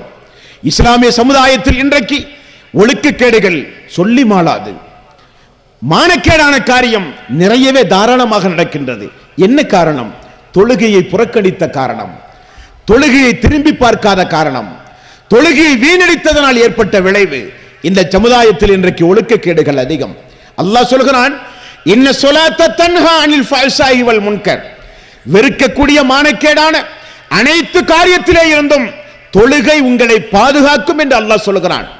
தொழுகிற ஒரு மனிதனிடத்தில் ஆபாச காட்சிகளை பார்க்கிற அருவருக்கத்தக்க செயல்கள் இருக்காது. தொழுகிற ஒரு குடும்பத்தில் தீய காரியங்கள் இருக்காது. தொழுகிற ஒரு பெண்ணிடத்தில் ஆபாச சிந்தனைகள் இருக்காது. தொழுகிற ஒரு ஆணிடத்தில் விபச்சாரம் போன்ற பெரும் பாவங்கள் நிச்சயமாக இடம்பெறாது. அல்லாஹ் சொல்கிறான், அது உங்களை பாதுகாக்கும், அது உங்களுக்கு ஒரு கேடயமாக இருக்கும். ஃபஜ்ருடைய தொழுகை 4-5 மணி நேரத்திற்கு பிறகு மீண்டும் ஒரு 6-7 மணி நேரத்தில் லுஹருடைய தொழுகை, மீண்டும் ஒரு 2 மணி நேரத்தில் அஸருடைய தொழுகை, மீண்டும் ஒரு 2 மணி நேரத்தில் மக்ரிபுடைய தொழுகை, மீண்டும் ஒரு 1.5 மணி நேரத்தில் ஃபஜ்ருடைய தொழுகை. இப்படி ஐங்கால தொழுகையை பள்ளிவாசலில் பாங்கோசை கேட்டவுடன் பள்ளியிலே ஜமாத்தை நோக்கி நீங்கள் சென்று தொழுது பாருங்களேன். அது எந்த அளவுக்கு உங்களை பக்குவப்படுத்துகிறது, இறையச்சத்தை ஏற்படுத்துகிறது, ஈமானுக்கு ஒரு உரமாக ஈமானை அதிகரிக்க பயன்படுகிறது என்பதை நீங்கள் நிச்சயம் உணர்வீர்கள். உணர்ந்ததனால் நாங்கள் பேசுகிறோம். தாய்மார்களே, பெரியோர்களே, தொழுகையை விட்டு விடாதீர்கள். மறுமை நாளில் அல்லாஹ் ரப்பல் ஆலமீன் 4 கேள்விகள் கேட்பானாம். அந்த கேள்விக்கு பதில் சொல்லாதவரை யாருடைய காலும் மறுமை நாளிலே நகராது என்றார்கள் ரசூலுல்லாஹி ஸல்லல்லாஹு அலைஹி வஸல்லம். தெரியுமா உங்களுக்கு என்ன வாழ்வு இந்த வாழ்வு? வமா ஹலக்து ஜின்ன வல் இன்ஸ இல்லா லியஅபுதுன். படைத்ததே உங்களை அவனை வணங்குவதற்கு என்று அல்லாஹ் சொல்லுகிற போது அவனுக்கு மாற்றமாக உலகத்திலே வாழ்ந்தால், தந்த ஆயுள் காலத்தை முழுக்க முழுக்க வீணடித்து ஆரோக்கியத்தை எல்லாம் பாழ்படுத்தி இந்த உலகத்தில் சுகபோக வாழ்வோடு நாம் வாழ்ந்தால், நபிகள் நாயகம் ஸல்லல்லாஹு அலைஹி வஸல்லம் அவர்கள் சொன்னார்கள், மறுமை நாளில் அல்லாஹு தஆலா 4 கேள்விகளை கேட்பான். பதில் சொல்லாமல் எந்த காலும் நகராது. அதில் ஒன்றுதான், உங்களுக்கு வழங்கப்பட்ட ஆயுள் காலத்தை எப்படி நீங்கள் செலவு செய்தீர்கள், இளமை பருவத்தை எதில் நீங்கள் ஈடுபடுத்தினீர்கள் என்றெல்லாம் அல்லாஹ் மறுமை நாளிலே கேட்கப் போகிறான் நம்மிடத்தில். அந்த கேள்விகளுக்குரிய பதிலாக கடந்த காலங்கள் எப்படி போனாலும், அல்லாஹுவே நாங்கள் கடந்த காலங்களில் தொழுகையை வீணடித்திருந்தால், தொழுகையில் பொடும்போக்குடையவர்களாக இருந்தால், தொழுகையை பேணாதவர்களாக இருந்தால், அல்லாஹுவே இதோ இந்த இஷாவுடைய நேரத்திலே இருந்து நாங்கள் தொழுகிறோம், ஃபஜ்ருடைய நேரத்திலே இருந்து நேரம் தவறாமல் நாங்கள் தொழுவோம் யா அல்லாஹ் என்று அல்லாஹ்வின் மீது சத்தியமிட்டு நீங்கள் திருந்தினால் நீங்கள் வெற்றியாளர்கள், நீங்கள் திருந்தினால் நீங்கள் வெற்றியாளர்கள். அதைத்தான் அல்லாஹ் சொல்கிறான். தொழுகையை பேணி வாருங்கள். மானக்கேடான, வெறுக்கத்தக்க, அசிங்கமான, ஆபாசமான அனைத்து காரியத்திலே இருந்தும் அது உங்களை பாதுகாக்கும் என்று அல்லாஹ் உத்தரவாதம் தருகிறான். அந்த தொழுகையை நாம் பொடும்போக்காக இருந்தாலோ, தொழுகையை விட்டும் தூரமானாலோ, நிச்சயம் நம்முடைய வாழ்வு மிகப்பெரிய கேள்விக்குறியான வாழ்வாக அழிந்துவிடும். நம்முடைய குடும்பங்களிலே வெட்கக்கேடுகள் அதிகமாகும், மானங்கெட்ட அருவருக்கத்தக்க செயல்பாடுகள் அதிகமாகும். அல்லாஹ் அந்த நிலையிலிருந்து நம் அனைவர்களையும் காப்பாற்ற வேண்டும். தொழுகையினுடைய நன்மையை நபிகள் நாயகம் ஸல்லல்லாஹு அலைஹி வஸல்லம் அவர்கள் சொல்கிறார்கள். ஒரு அடியான் பாங்கோசை கேட்டு ஒலு செய்து தொழுகைக்காக வேண்டியவன் தயாராகி அவன் தனது தலையை செபி அல்லாஹு லிமன் ஹமிதா என்று சொன்ன பிறகு சுஜூதிலே அவன் தன்னுடைய தலையை கொண்டு போய் வைக்கும் போது சைத்தான் அவனை பார்த்து அழுதுவிட்டே ஓடுகிறான் என்றார்கள் ரசூலுல்லாஹி ஸல்லல்லாஹு அலைஹி வஸல்லம். என்ன காரணமாம்? சைத்தான் சொல்லுகிறான், அடியார்கள் எப்பொழுதெல்லாம் அல்லாஹ்வுக்காக வேண்டி சுஜூது செய்கிறார்களோ அப்பொழுதெல்லாம் சைத்தான் அழுது கொண்டே ஓடுகிறானாம். இந்த அடியானை பார்த்தீரா, அல்லாஹ் ஆதமை படைத்தவனுக்கு சுஜூது செய்ய எனக்கு கட்டளை பிறப்பித்தான். நான் சுஜூது செய்ய மறுத்தேன், அவனுடைய சாபத்திற்குரியவனாக நான் மாறினேன். ஆனால் இவனோ ஹய்யால ஸலா ஹய்யாலல் ஃபலா, தொழுகையின் பக்கம் வாருங்கள், வெற்றியின் பக்கம் வாருங்கள் என அழைப்பு கொடுத்தவுடன் சுஜூது செய்து விட்டானே, அல்லாஹ் படைத்த நோக்கத்தை நிறைவேற்றி விட்டானே, அவனுடைய பாவங்கள் எல்லாம் மன்னிக்கப்பட்டு விட்டது என்று சொல்லி அவனை விட்டும் சைத்தான் அழுது கொண்டே ஓடுகிறான் என்று நபிகள் நாயகம் ஸல்லல்லாஹு அலைஹி வஸல்லம் அவர்கள் சொன்ன இபாதத் அந்த தொழுகை. தொழுகை பேணுகிற மக்களிடத்தில் சைத்தானுடைய ஊசலாட்டங்கள் குறைவாகத்தான் இருக்கும். தொழுகையை பேணுகிற குடும்பங்களில் சைத்தானுடைய வருகை மிக குறைவாகத்தான் இருக்கும். தொழுகையை பேணுகிற மனிதரிடத்தில் மலக்குமார்களுடைய வருகை மிக அதிகமாக இருக்கும். தொழுகையை பேணுகிற குடும்பங்களில் அல்லாஹ்வினுடைய நியமத்தை கொண்டு வருகிற மலக்குமார்கள் வந்து போய் கொண்டிருப்பார்கள் என்றார்கள் ரசூலுல்லாஹி ஸல்லல்லாஹு அலைஹி வஸல்லம். மேலும் அல்லாஹ்வுடைய ரசூல் சொன்னார்கள், சொர்க்கத்திற்கு மிக நெருக்கமான இபாதத் எது தெரியுமா? சொர்க்கத்திற்கு மிக நெருக்கமான இபாதத் எது தெரியுமா? ஐங்கால தொழுகை என்றார்கள் ரசூலுல்லாஹி ஸல்லல்லாஹு அலைஹி வஸல்லம். நபிகள் நாயகம் ஸல்லல்லாஹு அலைஹி வஸல்லம் அவர்களை அன்பர்களே நாம் இந்த ரெண்டு கண் கொண்டு பார்க்காத மக்கள், பாக்கியத்திற்குரியவர்கள் சஹாபாக்கள், அல்லாஹ்வுடைய ரசூலோட வாழ்ந்து காலத்தை கழித்த மக்கள். அல்லாஹ்வுடைய ரசூல் ஒரு நாள் தஹஜ்ஜுத் தொழுகைக்காக வேண்டி நடுநிசி இரவு வீட்டிலே எழுந்து ஒது செய்ய முற்பட்ட போது வீட்டிலே பாத்திரத்தினுடைய சப்தம் கேட்டார். ரசூலுல்லாஹி ஸல்லல்லாஹு அலைஹி வஸல்லம் மனைவிமார்களை அழைத்து கேட்டார்கள், என்ன பாத்திரத்துடைய சப்தம்? மனைவிமார்கள் சொன்னார்கள், உங்களுடைய பணியாளர் ரபிஆ ரலியல்லாஹு அன்ஹு உங்களுக்கு ஒது செய்ய ஏற்பாடு செய்து கொண்டிருக்கிறார்கள் என்று சொன்னார்கள். தூதர் எழுவதற்கு முன்னால் 1 மணி 1:30 மணி 2 மணி ஃபஜ்ருக்கு முன்னதாக உள்ள இரவினுடைய கடைசி நேரம், தூதர் ஃபஜ்ருடைய நேரத்திற்கு எழுகிற நேரத்தில் ஒது செய்ய பணியாளர் அவருக்கு முன்னதாகவே எழுந்து தண்ணீர் ஏற்பாடு செய்வதை ரசூலுல்லாஹி ஸல்லல்லாஹு அலைஹி வஸல்லம் அவர்கள் பார்த்துவிட்டு கேட்டார்கள், ரபிஆ உங்களுக்கு ஏதாவது வேண்டுமானால் கேளுங்கள் நான் தருகிறேன். உங்களுக்கு ஏதாவது வேண்டுமானால் கேளுங்கள் நான் தருகிறேன். எப்பொழுது நடக்கிற உரையாடல்? ஃபஜ்ருக்கு முன்னதாக தஹஜ்ஜுடைய நேரத்தில் இரவிலே நடக்கிற உரையாடல். ரபிஆ உங்களுக்கு ஏதாவது வேண்டுமானால் கேளுங்கள் நான் தருகிறேன். அல்லாஹ்வுடைய ரசூல் சொல்லுகிற நேரம் எப்படிப்பட்ட நேரம் தெரியுமா? யமனுக்கும் பஹரைனுக்கும் ஜோர்டானுக்கும் சிரியாவுக்கும் அல்லாஹ்வுடைய ரசூல் கவர்னர்களை நியமித்துக் கொண்டிருந்த நேரம். பைத்து ஜகாத் மஸ்ஜித் நபவியில் மழை போல சொத்துகள் குவிந்திருந்த நேரம். தோழரை பார்த்து சொன்னார்கள், ஏதாவது வேண்டுமானால் கேளுங்களே நான் தருகிறேன். தோழர் சொன்னார், அந்த நடுநிசி இரவு தூதரை பார்த்து சொன்னார், ஆமாம் யா ரசூலல்லாஹ் எனக்கு ஒன்று வேண்டும் என்றார். என்ன வேண்டும்? இப்பொழுது எப்படி உங்களை 24 மணி நேரம் நான் பார்த்து கொண்டு உறவாடி தோழமை கொண்டு நல்லது கெட்டதுகளில் பங்கெடுத்து உங்களோடு நான் நெருக்கமாக இருக்கிறேனோ, இதே போல யா ரசூலல்லாஹ் சொர்க்கத்திலும் உங்களோடு நான் நெருக்கமாக இருக்க வேண்டும். எனக்கு வேறு ஒன்றும் வேண்டாம் யா ரசூலல்லாஹ். அல்லாஹ்வுடைய ரசூல் சொன்னார்கள், அது போகட்டும் ரபிஆ, வேற ஏதாவது வேண்டுமா? வேண்டாம் யா ரசூலல்லாஹ், சொர்க்கத்தில் நீங்கள் வேண்டும். அது போகட்டும் ரபிஆ, வேற ஏதாவது வேண்டுமா? வேண்டாம் யா ரசூலல்லாஹ், சொர்க்கத்தில் நீங்கள் வேண்டும், உங்களோடு சொர்க்கத்தில் ஒன்றாக நாங்கள் இருக்க வேண்டும் என்று சொன்னபோது ரசூலுல்லாஹி ஸல்லல்லாஹு அலைஹி வஸல்லம் அவர்கள் எந்த இபாதத்தை செய்தால் தன்னோடு சொர்க்கத்தில் இருக்கலாம் என்று ரசூலுல்லாஹி ஸல்லல்லாஹு அலைஹி வஸல்லம் அவர்கள் சொன்னார்கள் தெரியுமா? அப்படியானால் ரபிஆ, அல்லாஹ்வுக்கு அதிகம் அதிகம் சுஜூது செய், அல்லாஹ்வுக்கு அதிகம் அதிகம் சுஜூது செய்து எனக்கு நீங்கள் உதவி செய்யுங்கள் என்றார்கள் நபிகள் நாயகம் ஸல்லல்லாஹு அலைஹி வஸல்லம். அல்லாஹ்வுடைய ரசூலோடு சொர்க்கத்தில் ஒன்றாக இருக்கிற பாக்கியத்தை பெற்று தருகிற ஒரு இபாதத் இந்த தொழுகை என்று சொன்னபோது இந்த தொழுகையை வீணடிக்கலாமா? இந்த தொழுகையுடைய விஷயத்தில் பொடும்போக்காக இருக்கலாமா? எத்தனையோ அன்பர்களை நாம் பார்க்கிறோம், அவருடைய வாழ்விலே ஃபஜ்ருடைய தொழுகையே கிடையாது. எத்தனையோ சகோதரிகளை நாம் பார்க்கிறோம், ஃபஜ்ர் என்பதை அவருடைய வாழ்விலே கேள்விக்குறியானது. எப்பொழுது தூங்கி எழுகிறார்களோ அப்பொழுதுதான் ஃபஜ்ர். அதுவல்ல தொழுகை, அதுவல்ல தொழுகை. அல்லாஹ்வுடைய ரசூல் நமக்கு நஷ்டப்பட்டு விடுவார், மறுமையிலே தூரமாகி விடுவோம். அல்லாஹ்வுடைய ரசூலை விட்டு மறுமையிலே நாம் தூரமாகி விடுவோம். காரணம், தொழுகை என்பது சாதாரணப்பட்ட ஒரு இபாதத் அல்ல. அல்லாஹு அக்பர் என்று தக்பீர் கட்டியது முதல் சலாம் கொடுக்கிற வரை ஓதுகிற ஒவ்வொரு நிலைகளிலும் ஓதி ஓதி தஸ்பீஹ் செய்கிற ஒவ்வொரு வார்த்தையையும் ரசூலுல்லாஹி ஸல்லல்லாஹு அலைஹி வஸல்லம் அவர்கள் என்ன சொன்னார்கள் தெரியுமா? தொழுகை என்பது அல்லாஹ்விடத்தில் நடத்தப்படுகிற ஒரு ரகசிய உரையாடல் என்றார்கள்.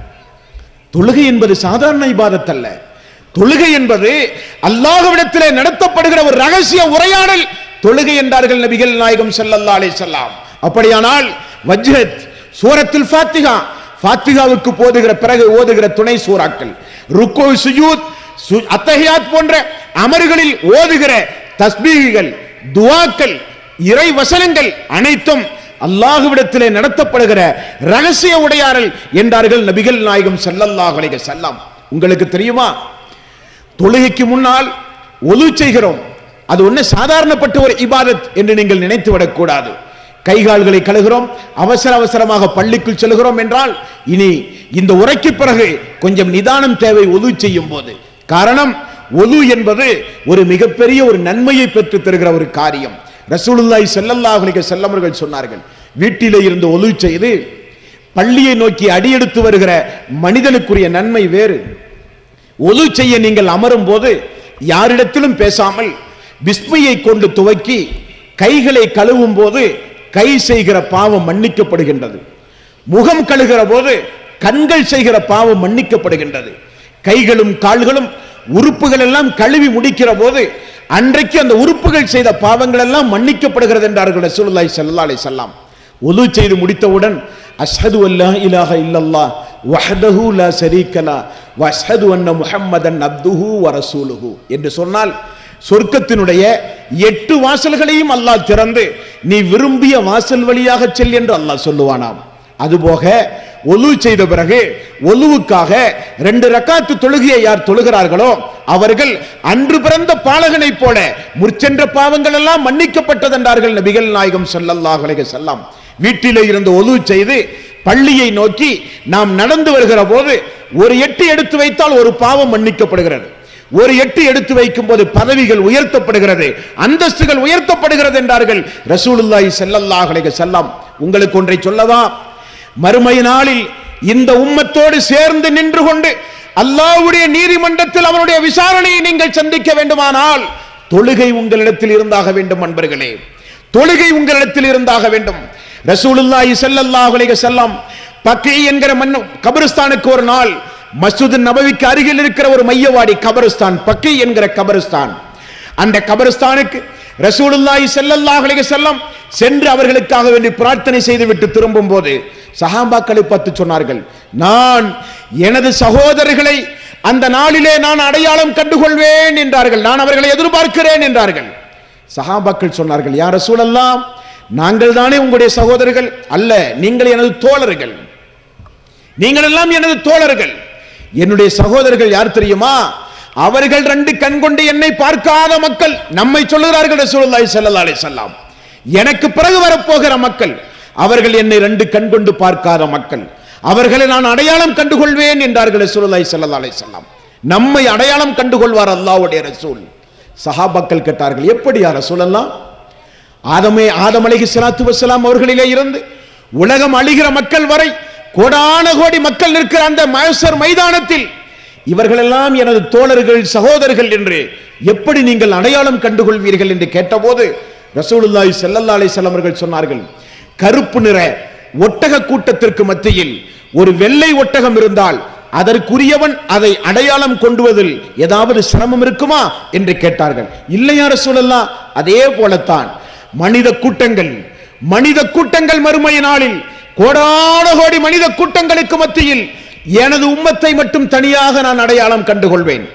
எனது உம்மத்திற்கு அல்லாஹ் மறுமை நாளில் ஒது செய்கிற காரணத்தினால், தொழுகையை பேணுகிற காரணத்தினால், தொழுகைக்கு முன்னால் செய்யப்படுகிற ஒதுவுடைய காரணத்தினால், ஒது செய்கிற அந்த தண்ணீர் எங்கெல்லாம் படுகிறதோ அங்கெல்லாம் பிரகாசமாக கைகளும் முகங்களும் ஜொலித்துக் கொண்டு மக்கள் நிற்பார்கள். அந்த கூட்டத்திற்கு மத்தியில் அவர்கள் மட்டும் நான் அடையாளம் கண்டுகொண்டு இவர்கள் எனது சமுதாயம் என்று நான் சொல்லுவேன் என்று ரசூலுல்லாஹி ஸல்லல்லாஹு அலைஹி வஸல்லம் அவர்கள் சொன்னார்கள் என்றால், அன்பிற்குரிய தாய்மார்களே, அன்பிற்குரிய பெரியோர்களே, இளைஞர்களே, சகோதரர்களே, ஒது செய்து தொழுகையை நிறைவேற்றினால் தான் அந்த மனித கூட்டங்களுக்கு மத்தியில் அல்லாஹ்வுடைய ரசூல் நம்மை அடையாளம் கண்டுகொண்டு இவர்கள் எனது சமுதாயம் என்று சொல்லுவார்கள் என்றால் தொழுகை எந்த அளவுக்கு முக்கியம், தொழுகை எந்த அளவுக்கு முக்கியம், அந்த தொழுகையுடைய விஷயத்தில் எந்த அளவுக்கு நாம் ஜாக்கிரதையாக இருக்க வேண்டும். உங்களுக்கு ஒன்றை சொல்லவா? மறுமையை பொறுத்தவரையில் ரசூலுல்லாஹி ஸல்லல்லாஹு அலைஹி வஸல்லம் அவர்கள் சொன்னார்கள், மறுமையில் நிழல் எங்குமே இருக்காது. அது ஒரு வெட்டவெளி மைதானம், எங்குமே மரமோ செடிகளோ நிலவோ எங்குமே இருக்காது. அல்லாஹ்வுடைய அரிசுடைய நிழல் மட்டும்தான் இருக்கும். அல்லாஹ்வுடைய அரிசை 8 மலக்குமார்கள் சுமந்து வருவார்கள். மக்கள் மத்தியில் தீர்ப்பு சொல்ல அல்லாஹ் வருவான். அவனுடைய அரிசு கொண்டு வரப்படும். அந்த அரிசுக்கு அடியில் கொஞ்சம் நிழல் இருக்கும். அந்த நிழலை அல்லாஹு தஆலா 7 சாராருக்கு கொடுப்பதாக நபிகள் நாயகம் ஸல்லல்லாஹு அலைஹி வஸல்லம் அவர்கள் சொன்னார்கள். அந்த 7 சாராரில் யார் தெரியுமா? வணக்க வழிபாட்டில் ஊறி தழைத்த இளைஞர் என்றார்கள் ரசூலுல்லாஹி ஸல்லல்லாஹு அலைஹி வஸல்லம். ஒன்று முடியாத தள்ளாத வயதில் பேரம்பேத்திகளை எடுத்து நிம்மதியை தேடி முதிய வயதை அடைந்த பிறகு பள்ளியில் போய் முடங்கி கிடக்கிறவர்களுக்கு சொல்லப்பட்டதல்ல, இளமை பருவத்தில் இருக்கிற இளைஞர்களுக்கு சொன்னார்கள் ரசூலுல்லாஹி ஸல்லல்லாஹு அலைஹி வஸல்லம். இளமை பெண்களுக்கு சொன்னார்கள் அல்லாஹ்வுடைய ரசூல். இளமை பருவத்தில் அல்லாஹ்வுக்காக வணக்க வழிபாடு செய்தவர்கள் அரிசுடைய நிழலுக்குரியவர்கள். மேலும் அல்லாஹ்வுடைய ரசூல் இனி ஒரு சாராரை சொன்னார்கள், அல்லாஹ்வுடைய பள்ளியோடு அதிகம் தொடர்பு வைத்துக் கொண்டிருந்த மக்கள். அல்லாஹ்வுடைய பள்ளியோடு அதிகம் தொடர்பு வைத்துக் கொண்டிருந்த மக்கள். ஆனால் இன்றைக்கு சமுதாயத்துடைய நிலைமை என்ன தெரியுமா? சமுதாயத்துடைய நிலைமை என்ன தெரியுமா? எங்காவது போய் ஒரு குடும்பத்திலே போய் தொழுகையை பற்றி பேசினால் அது வயசான பிறகு செய்ய வேண்டிய இபாதத் என்று சொல்லுகிறார்கள். அதெல்லாம் பள்ளியிலே இருக்கிற மோதினார்கள், பள்ளியிலே இருக்கிற இமாம்கள் நிறைவேற்ற வேண்டிய இபாதத் என்று சொல்லுகிறார்கள். அது ஒரு கேவலமான ஒரு இபாதத்தாக இன்றைக்கு மனித சமுதாயத்தில் கருதுகிற ஒரு நிலை உருவாகிவிட்டது. இன்றைக்கு படித்தவர்கள் மத்தியில் இஸ்லாம் இன்றைக்கு கேள்விக்குறியாகிவிட்டது. சலாம் சொன்னால் கூட பதில் சொல்லாத நிலைமை, தாடி போன்ற சுன்னத்துகள் பேணப்படாத நிலைமை, அல்லாஹுவை குறித்தோ ரசூலை குறித்தோ வேதத்தை குறித்த எந்த ஒரு ஞானமும் இல்லாத ஒரு நிலைமை, தொழுகையை பற்றி பேசினால் பரிகாசம் செய்கிற ஒரு நிலைமை.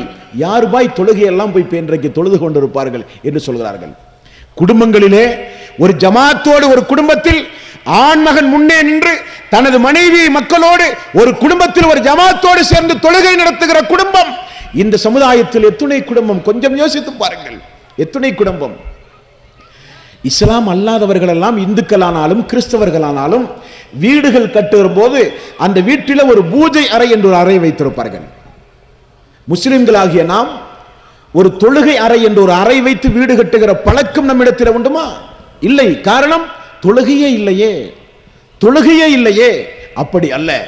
வீடுகள் கட்டப்படுகிற போது, வீடுகள் கட்டி உயர்த்தப்படுகிற போது எப்படி நமக்கென்று ஒரு அறைகளும் நம்ம உணவு சமைப்பதற்கென்று குறிப்பிட்ட இடங்களும் எப்படி ஒதுக்கப்படுகிறதோ அதே போல அல்லாஹுவை வணங்குவதற்கு வீடுகளில் அறைகள் ஒதுக்கப்பட வேண்டும். நபிகள் நாயகம் ஸல்லல்லாஹு அலைஹி வஸல்லம் அவர்கள் சொன்னார்கள், எந்த வீட்டில் தொழுகை அதிகம் நடத்தப்படுகிறதோ அந்த வீட்டில் அல்லாஹ்வுடைய ரஹ்மத் இறங்கிக் கொண்டிருக்கும் என்றார்கள் ரசூலுல்லாஹி ஸல்லல்லாஹு அலைஹி வஸல்லம். நம்முடைய வீடுகளிலே பிரேயர் ரூம் உண்டுமா? நம்முடைய வீடுகளிலே தொழுகை அறை உண்டுமா? ஃபர்லான தொழுகை மட்டும்தான் பள்ளிவாசலிலே தொழுவதற்கு அனுமதி. மீதமுள்ள அனைத்து தொழுகையும் வீடுகளிலே தொழுங்கள். வீடுகளை கபரஸ்தானை போலாக்கி விடாதீர்கள். வீடுகளை சைத்தான் தங்குமிடமாக ஆக்கி விடாதீர்கள். உங்களுடைய வீடுகளுக்கு ரஹமத்திற்குரிய மலக்குமார்கள் வந்து கொண்டே இருக்க வேண்டும்.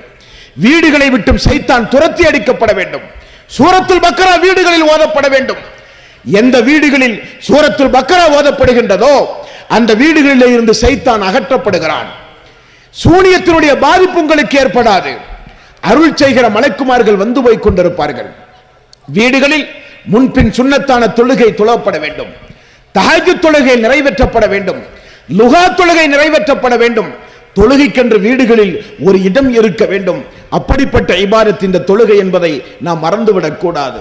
அந்த தொழுகை நாம் தொழுகிற காலமெல்லாம் அரசுடைய நிழலுக்குரியவர்களாக நாம் மாறுவோம் என்றார்கள் ரசூலுல்லாஹி ஸல்லல்லாஹு அலைஹி வஸல்லம். தொழுகையில் நின்று கொண்டு சூரத்துல் ஃபாத்திஹா ஓதுகிறோம். அல்ஹம்துலில்லாஹி ரப்பில் ஆலமீன், அர் ரஹ்மானிர் ரஹீம், மாலிகி யௌமித்தீன். ஒவ்வொரு வசனங்களையும் ஓதும் போது ரசூலுல்லாஹி ஸல்லல்லாஹு அலைஹி வஸல்லம் அவர்கள் என்ன சொன்னார்கள் என்று யாருக்காவது தெரியுமா? யாருக்காவது தெரியுமா? சூரத்துல் ஃபாத்திஹா ஓத தெரிந்தால் தானே இதெல்லாம் நமக்கு தெரியும் என்று நீங்கள் நினைப்பீர்கள். தவறு. சூரத்துல் ஃபாத்திஹா ஓதாவிட்டால் தொழுகை இல்லை. ருக்குவை சரிவரி செய்யாவிட்டால் தொழுகை இல்லை. சுஜூதை முறைப்படி செய்யாவிட்டால் தொழுகை இல்லை. காலமெல்லாம் தொழுதாலும் அந்த தொழுகை நமக்கு ஏற்றுக்கொள்ளப்படாது. குர்ஆன் ஓதப்பட வேண்டும். குர்ஆன் ஓதப்பட வேண்டும். நம்முடைய வாழ்வில் மனப்பாடம் செய்ய வேண்டும். சூரத்துல் ஃபாத்திஹா ஒரு அடியான் அல்லாஹ்வை முன்னிறுத்தி தக்பீர் கட்டி அவன் அல்லாஹ்வுக்காக வேண்டி தொழுகை நிலைநிறுத்தும் போது அல்ஹம்துலில்லாஹி ரப்பில் ஆலமீன், அளவற்ற அருளாளன் நிகரற்ற அன்புடையோன், உனக்கே எல்லா புகழும் யா அல்லாஹ் என்று நாம் ஓதும் போது அல்லாஹ் பதில் சொல்கிறான், எனது அடியான் என்னை புகழ வேண்டிய விதத்தில் புகழ்ந்து விட்டான். மாலிகி யௌமித்தீன், கியாம நாளின் அதிபதியே என்று சொல்லும் போது எனது அடியான் என்னுடைய தகுதிக்கு உரியவாறு என்னை எனது அடியான் புகழ்ந்து விட்டான். இய்யாக நஅபுது வ இய்யாக நஸ்தஈன், அல்லாஹுவே உன்னையே வணங்குவோம், உன்னிடமே உதவி தேடுவோம் என்று சொல்லும் போது எனது அடியான் என்னுடைய ஏகத்துவத்தை கொண்டு என்னை அவன் பறைசாற்றி விட்டான் என்று உடனே அல்லாஹ் பதில் சொல்கிறான். இஹ்தின ஸிராத்தல் முஸ்தகீம் ஸிராத்தல் லதீன அன்அம்த அலைஹிம் கைரில் மக்லூபி அலைஹிம் வலல்லாலீன். அல்லாஹுவே எங்களை நீ நேர்வழிப்படுத்து என்று சொல்லும் போது உன்னை நான் நேர்வழிப்படுத்துவேன் என்று அல்லாஹ் சொல்லுகிறான். அல்லாஹுவே உன்னுடைய சாபத்திற்குரிய வழி அல்ல, உன்னுடைய கோபத்திற்குரிய வழி அல்ல, உன்னுடைய அருளுக்குரிய வழியை எனக்கு நீ காட்டு என்று சொல்லும் போது எனது அடியான் கேட்டதை நான் கொடுக்கிறேன் என்று அல்லாஹ் பதில் சொல்லுகிற ஒரு இபாதத் தொழுகை. தொழுகை என்பது தூங்கி விழுகிற ஒரு சடங்குக்குரிய இபாதத் அல்ல. தொழுகை என்பது ஒரு சோம்பலோடு நிறைவேற்றுகிற இபாதத் அல்ல. தொழுகை என்பது நிறைவேற்ற வேண்டுமே, வேறு வழி இல்லையே என்பதற்காக வேண்டி செய்யப்படுகிற இபாதத் அல்ல. அல்லாஹு தஆலா அவனுடைய அருள்மறையாம் திருமறை குர்ஆனிலும் நபிகள் நாயகம் ஸல்லல்லாஹு அலைஹி வஸல்லம் அவர்களும் சொல்கிறார்கள், தொழுகையில் உங்களுக்கு சாந்தி சமாதானம் உண்டு, மனநிறை உண்டு தொழுகையில். ரசூலுல்லாஹி ஸல்லல்லாஹு அலைஹி வஸல்லம் வேறு வேறு சமுதாயமானால் அவர்களுக்கு மனக்குழப்பம் ஏற்பட்டால், மன அழுத்தம் ஏற்பட்டால், வேறு வேறு சமுதாயமானால் மருத்துவரிடத்திலே செல்ல வேண்டும், கவுன்சிலிங் அவர்களுக்கு தேவைப்படும், மருந்துகள் தேவைப்படும். ஆனால் இஸ்லாமியர்களுக்கு ரப்பு கொடுத்த மிகப்பெரிய நேமத் என்ன தெரியுமா? மன அழுத்தத்திற்கு நீங்கள் ஆளானால், மன உளைச்சலுக்கு நீங்கள் ஆளானால் உடனே நபிகள் நாயகம் ஸல்லல்லாஹு அலைஹி வஸல்லம் அவர்கள் எந்த வழிமுறையை பேணினாரோ அந்த வழிமுறையை பேணும் போது மன அழுத்தத்தில் இருந்து நாம் விடுபடுகிறோம். அல்லாஹ்வுடைய ரசூல் மன சஞ்சலப்பட்டால், மன அழுத்தத்திற்கு ஆளானால், கஷ்டப்பட்டால், மனவேதனை அடைந்தால் நபிகள் நாயகம் ஸல்லல்லாஹு அலைஹி வஸல்லம் ஒது செய்வார், 2 ரக்காத்து தொழுவார், சுஜூதிலே கிடந்து அழுது பிரார்த்தனை செய்து எல்லா பாரத்தையும் அல்லாஹுவே உன்னிடத்தில் ஒப்படைத்து விட்டேன், இனி நீதான் என்னை பார்த்து கொள்ள வேண்டும் என்று அனைத்து பாரத்தையும் இறக்கிவிட்டு சலாம் கொடுத்தால் அல்லாஹ்வுடைய ரசூல் சிரித்த முகத்தோடு காட்சியளிப்பார்கள் என்று பார்க்கிறோம். அந்த இபாதத்து தொழுகை என்பது மனபாரத்தை இறக்குகிற இபாதத்து தொழுகை, மன அழுத்தத்திலே இருந்து நமக்கு விடுதலை தருகிற ஒரு இபாதத்து தொழுகை. அந்த இபாதத்தை இஸ்லாமிய சமுதாயத்தை சார்ந்த நாம் வீணடித்தால், அந்த இபாதத்தை புறக்கணித்தால், இனியும் அந்த இபாதத்துடைய விஷயத்தில் நாம் பொடும்போக்காக இருந்தால் நிச்சயம் அல்லாஹ்வுடைய நீதிமன்றத்தில் அதற்கு நீங்கள் பதில் சொல்ல வேண்டும். யாரும் தப்பிக்க முடியாது, யாரும் தப்பிக்க முடியாது. ஒரு மணமகன் ஒரு மணமகன் ஒரு மணப்பெண் திருமணம் செய்வதாக இருந்தால் முதல் கேட்கப்பட வேண்டிய கேள்வி ஐங்கால தொழுகை உண்டுமா? அது பெண்ணானாலும் சரி, ஆணானாலும் சரி. ஆனால் கை நிறைய சம்பளம் வாங்குகிறானா, மேல் படிப்பு படித்திருக்கிறானா, உயர்கல்வி படித்திருக்கிறானா, மேலை நாடுகளிலே பணிபுரிகிறானா, நம் பிள்ளையை வைத்து நன்றாக பார்ப்பானா, அல்லது அந்த பிள்ளை நம்முடைய வீடுகளுக்கு வந்தால் நல்ல குடும்ப பாரம்பரியம் உள்ள பெண்ணா? அதற்கு முதலாக பார்க்க வேண்டியது தொழுகை உண்டுமா, ஐங்கால தொழுகை, தொழுகை உண்டுமா? அந்த சம்பந்தம் அல்லாஹ்வுடைய பர்க்கத்திற்குரிய சம்பந்தம். அல்லாஹ் அவனுடைய அருள்மறையாம் திருமறை குர்ஆனில் 19வது அத்தியாயத்தின் 59வது வசனத்தில் அல்லாஹ் சொல்கிறான், ஃபஹலஃப மின் பஅதிஹிம் ஹல்ஃபுன் அல்லாஹு ஸலாத வத்தபஉ ஸஹவாதி ஃபஸௌஃப யல்கௌன ஐயா. இவர்களுக்கு பிறகு ஒரு வழிகட்ட கூட்டத்தார்கள் வருவார்கள், அவர்கள் தொழுகையை பாழ்படுத்துவார்கள் என்று அல்லாஹ் சொல்கிறான். தொழுகையை பாழ்படுத்துகிற மக்கள் வழிகட்ட கூட்டத்தார்கள் என்று அல்லாஹ் சொல்கிறான். தொழுகையை பாழ்படுத்திய மக்கள் வழிகட்டிலே உள்ள மக்கள் என்று அல்லாஹ் சொல்கிறான். அந்த நிலை உருவாகும் என்று அல்லாஹ் ரப்பல் ஆலமீன் திருக்குர்ஆனிலே சொல்கிறான். 5வது அத்தியாயத்தின் 58வது வசனம், நீங்கள் யாரை நண்பர்களாக ஆக்கிக் கொள்ள வேண்டும் என்று அல்லாஹ் சொல்கிறான். உங்களுக்குரிய நண்பர்கள் யார்? உங்களுக்குரிய நண்பர்கள் யார்? வைதா நாதைத்தும் இல ஸலாத்தி தஹதுஹா ஹுஸுவம் வலஇபா. அவர்கள் தொழுகைக்காக வேண்டி அழைக்கப்பட்டால் பரிகாசம் செய்வார்கள், கிண்டல்கள் செய்வார்கள், கேலிகள் செய்வார்கள். அவர்களை நீங்கள் நண்பர்களாக ஆக்கிக் கொள்ளாதீர்கள் என்று அல்லாஹ் கட்டளையாக பிறப்பிக்கிறான். தொழுகிற மக்கள் உங்களுக்கு நண்பர்களாக இருக்க வேண்டும். பாங்கோசை கேட்டவுடன் பள்ளிக்கு ஓடோடி வருகிறவர்கள் உங்களுக்கு தோழியாக இருக்க வேண்டும். வீடுகளிலே தொழுகிற பெண்கள் உங்களுக்கு நல்ல தோழியாக இருக்க வேண்டும், நல்ல நண்பர்களாக இருக்க வேண்டும். தொழுகையை புறக்கணித்து தொழுகையை கிண்டல் கேலி செய்து தொழாமல் இருந்து கொண்டிருக்கிற மக்களோடு நீங்கள் நல்ல உறவு வைத்துக் கொள்ளாதீர்கள், நண்பர்களாக எடுத்துக் கொள்ளாதீர்கள். அல்லாஹ் அவனுடைய அருள்மறையாம் திருமறை குர்ஆனிலே சொல்லுகிறான். சஹாபாக்கள் ஒன்றை சொன்னார்கள் தெரியுமா? சஹாபாக்கள் சொல்லுகிறார்கள், மஸ்ஜிது நபவிக்கு நாங்கள் சென்றால் யாரெல்லாம் முனாஃபிக்குகள் என்று நாங்கள் மிக சுலபமாக அடையாளம் கண்டுகொள்வோம் என்று சொன்னார்கள். முனாஃபிக்குகள் என்றால் பாரதூரமான வாசகம், நயவஞ்சகத்தனம், நரக நெருப்பினுடைய அடித்தளத்திற்கு மனிதனை இழுத்துச் செல்கிற மாபாதகமான சுபாவம். அந்த ஒரு எண்ணம் நமக்கு யாருக்கும் வந்துவிடக்கூடாது. அந்த நயவஞ்சகர்கள் யார் என்பதை நாங்கள் மிக ஈஸியாக சுலபமாக நாங்கள் அடையாளம் கண்டுகொள்வோம். எப்படி என்று சஹாபாக்கள் சொல்லுகிறார்கள், ஃபஜ்ருடைய தொழுகை, இசாவுடைய தொழுகை முனாஃபிக்குகளுக்கு கஷ்டமாக இருக்கும், நயவஞ்சகர்களுக்கு அது பாரமாக இருக்கும். ஃபஜ்ருடைய நேரத்தில் பள்ளிக்கு சென்றால் நாங்கள் பார்த்து விடுவோம் எத்துணை முனாஃபிக் எத்துணை மூமின்கள், எவ்வளவு மூமின்கள் எவ்வளவு முனாஃபிக்குகள் என்று பள்ளிக்கு சென்று நாங்கள் பார்த்து விடுவோம் என்று சஹாபாக்கள் சொல்லுகிறார்கள்.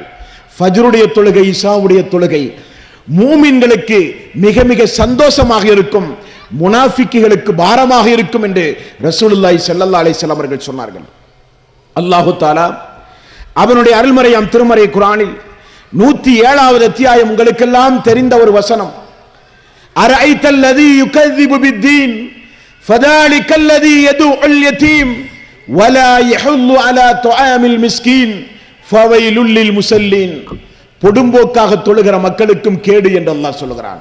நினைத்த நேரத்தில் தொழுவது, தொழுகையில் ஒரு உயிரோட்டம் இல்லாமல் தொழுவது, நான் அல்லாஹுவை பார்க்காவிட்டாலும் அல்லாஹ் என்னை பார்க்கிறான் என்கிற உள்ளச்சத்தோடு தொழாமல் ஒரு அசட்டையாக தொழுவது, அந்த தொழுகை பிற மக்களுக்காக வேண்டி தொழுவது. நண்பர்கள் என்ன நினைப்பார்கள், ஜமாத்திலே பொறுப்பிலே இருக்கிறோம், உறுப்பினர்கள் என்ன நினைப்பார்கள், குடும்பத்தார்கள் என்ன நினைப்பார்கள், மாமன் மச்சான் என்ன நினைப்பான், சகோதரன் சகோதரிகள் என்ன நினைப்பார்கள், மக்களுக்காக வேண்டி தொழுகிற தொழுகையாளிக்கு கேடு என்று அல்லாஹ் ரப்பல் ஆலமீன் திருக்குரானில் மிக கடுமையாகவே அல்லாஹ் எச்சரிக்கிறான். கல்லா இதா பலஅத்தி தராக்கி வகீல மன்றாக் வல்லன்ன அன்னஹுல் ஃபிராக் வல்தஃபத்தி சாக்கு பிசாக் இலா ரப்பிக யௌமைதினில் மசாக். உயிர் தொண்டை குழிய அடைந்து துடியாய் துடிக்கிற போது நான் கேட்பேன், உங்களை இந்த நேரத்தில் காப்பாற்றுகிறவன் யார் என்று நான் கேட்பேன் என்று அல்லாஹ் சொல்லுகிறானே. அந்த வசனத்தில் அல்லாஹ் சொல்லுகிறான், ஏன் அவனுக்கு அந்த நிலை தெரியுமா? ஃபலா ஸத்தக வலா ஸல்லா, அவன் தொழுகவில்லை, அவன் இந்த மார்க்கத்தை உண்மைப்படுத்தவும் இல்லை என்று அல்லாஹ் ரப்பல் ஆலமீன் சொல்லுகிறான். மரண நேரம் நமக்கு படுபயங்கரமாக அமைந்துவிடும், மரண நேரம் நமக்கு கேள்விக்குறியானதாக அமைந்துவிடும். ரசூலுல்லாஹி ஸல்லல்லாஹு அலைஹி வஸல்லம் பொதுவாகவே யாரையும் ஏச மாட்டார்கள், யாரையும் அல்லாஹ்வுடைய ரசூல் சபிக்க மாட்டார்கள். ஆனால் அன்பர்களே, தாய்மார்களே, பெரியோர்களே, இந்த நபிமொழிக்கு பிறகு நீங்களே முடிவு செய்து கொள்ளுங்கள், நாம் யார்? மன் தரக்க ஸலாத்த முத்தஅம்மிதன் ஃபக்கத் கஃபர. யார் வேண்டுமென்றே தொழுகையை விட்டு விட்டானோ அவன் காஃபிர்களுக்கு ஒப்பானவனை போலாவான். நமக்கே தெரியாமல் நான் ராமசாமியாக மாறிவிடுவோம், நமக்கே தெரியாமல் நாம் வேறு வேறு மதத்தை சார்ந்தவர்களாக மாறிவிடுவோம், நமக்கே தெரியாமல் இஸ்லாத்தை விட்டு நாம் வெளியேறி விடுவோம். மன் தரக்க ஸலாத்த முத்தஅம்மிதன் ஃபக்கத் கஃபர. யார் தொழுகையை வேண்டுமென்றே விட்டுவிட்டானோ அவன் காஃபிரானவனை போல் மாறிவிடுவான், இறை நிராகரிப்பாளனை போல் மாறிவிடுவான். அப்படியானால் பெயரளவு முஸ்லிம்களாக வாழ்வது இந்த மனித சமுதாயத்தில் எத்தனை பேர் பெயரளவு முஸ்லிம்களாக வாழ்கிறோம்? வெறும் பர்தா அணிந்தால் மட்டும் போதுமா? வெறுமனே இஸ்லாமிய ஆடைகளை அணிந்தால் மட்டும் போதுமா? ஐங்கால தொழுகை பேணப்பட வேண்டாமா? தாய்மார்களே, பெரியோர்களே, இளைய சமுதாயமே, அல்லாஹு தஆலா எந்த நேரத்தில் எப்பொழுது மரணம் வைத்திருப்பான் என்று சொல்ல இயலாது. அந்த நேரம் வந்தால் அழுது புலம்பினாலும் பயனில்லை, கூப்பாடு போட்டாலும் பயனில்லை, எதை கேட்டாலும் ரப்புல் ஆலமீன் விட மாட்டான். காரணம், ஃபைதா ஜா அஜலுஹும் லா யஸ்தஹிரூன ஸாஅத்தன் வலா யஸ்தக்திமூன். அணு அளவு நேரம் கூட முந்தவோ பிந்தவோ செய்யப்பட மாட்டாது என்று அல்லாஹ் சொல்லுகிறானே. அந்த நேரம் வருவதற்கு முன்னால் ஐங்கால தொழுகையை பேணுங்கள். ரசூலுல்லாஹி ஸல்லல்லாஹு அலைஹி வஸல்லம் அவர்களுடைய அந்த கடுமையான வாசகத்தை நீங்கள் பார்க்க வேண்டும். நான் பிலாலை அழைப்பேன், பாங்கு சொல்ல கட்டளை பிறப்பிப்பேன், பாங்கு சொன்ன பிறகு தீயை மூட்ட சொல்லுவேன், தீப்பந்தத்தை எடுத்து யாரெல்லாம் பள்ளிக்கு வரவில்லையோ அவருடைய வீடுகளை எரித்து சாம்பலாக்க நான் ஆசைப்படுகிறேன் என்றார்கள் ரசூலுல்லாஹி ஸல்லல்லாஹு அலைஹி வஸல்லம். தொழுகை என்ன சாதாரணமான இபாதத்தா? தொழுகை என்ன பொடும்போக்காக செய்யப்பட வேண்டிய இபாதத்தா? முஸ்லிம் என்றாலே அவரிடத்தில் தொழுகை இருந்தாக வேண்டும். தொழுகிற முஸ்லிமிடத்தில் எந்த தீய அருவருக்கத்தக்க ஆபாசமான சம்பவங்களும் இருக்காது. தொழுகிற ஒரு முஸ்லிம் ஏமாற்ற மாட்டான். தொழுகிற முஸ்லிமிடத்தில் வட்டியோடு உள்ள தொடர்பு இருக்காது. தொழுகிற முஸ்லிம் கலப்படம் செய்ய மாட்டான். தொழுகிற முஸ்லிம் அவதூறு, புறம்பேசுதல் போன்ற தீய காரியங்களில் ஈடுபட மாட்டான். தொழுகிற முஸ்லிம் விபச்சாரம் போன்ற மாபாதகமான காரியங்களை செய்ய மாட்டான். அல்லாஹ் வாக்கு கொடுக்கிறான், இன்ன ஸலாத்த தன்ஹா அனில் ஃபஹ்ஷாஇ வல் முன்கர், அதிலிருந்து உங்களை காப்பாற்றும் என்று சொல்லுகிறானே, அந்த தொழுகையை நீங்கள் பேண தவறினால் மன் தரக்க ஸலாத்த முத்தஅம்மிதன் ஃபக்கத் கஃபர, அவர்கள் இறை நிராகரிப்பாளர்களைப் போல ஆகிவிட்டார்கள், காஃபிராகி விட்டார்கள் என்று ரசூலுல்லாஹி ஸல்லல்லாஹு அலைஹி வஸல்லம் அவர்கள் சொன்னார்கள். இஸ்லாமிய ஆட்சி இருந்தால் என்ன நிலைமை தெரியுமா? இஸ்லாமிய ஆட்சி இருந்தால் என்ன நிலைமை தெரியுமா? தொழாதவர்களுக்கு மரண தண்டனை. தெரிந்து கொள்ளுங்கள், தொழாதவர்களுக்கு இஸ்லாமிய ஆட்சியில் மரண தண்டனை. நபிகள் நாயகம் ஸல்லல்லாஹு அலைஹி வஸல்லம் அவர்கள் கூறுகிறார்கள், அல்லாஹ்வுடைய ரசூல் சொன்னார்கள், என்னை ஜிப்ரீல் அலைஹிஸ்ஸலாத்து வஸ்ஸலாம் ஒரு நாள் அழைத்து சென்றார் ஜிப்ரீல் அலைஹிஸ்ஸலாத்து வஸ்ஸலாம். அந்த பயணத்தில் ஒரு சில குற்றத்திற்குரிய தண்டனைகள் எனக்கு காண்பிக்கப்பட்டது. ஒரு சில குற்றத்திற்குரிய தண்டனை அல்லாஹ்வின் மூலமாக எனக்கு காண்பிக்கப்பட்டது. அந்த தண்டனைகளில் ஒரு தண்டனையை நான் பார்த்தேன். ஒரு மனிதன் படுத்துக் கொண்டிருக்கிறான், ஒரு மனிதன் நின்று கொண்டிருக்கிறான். அவனுடைய கையில் மிகப்பெரிய ஒரு பாறாங்கல் இருக்கின்றது. அந்த கல்லை அந்த மனிதனுடைய தலையிலே போடுகிறான்.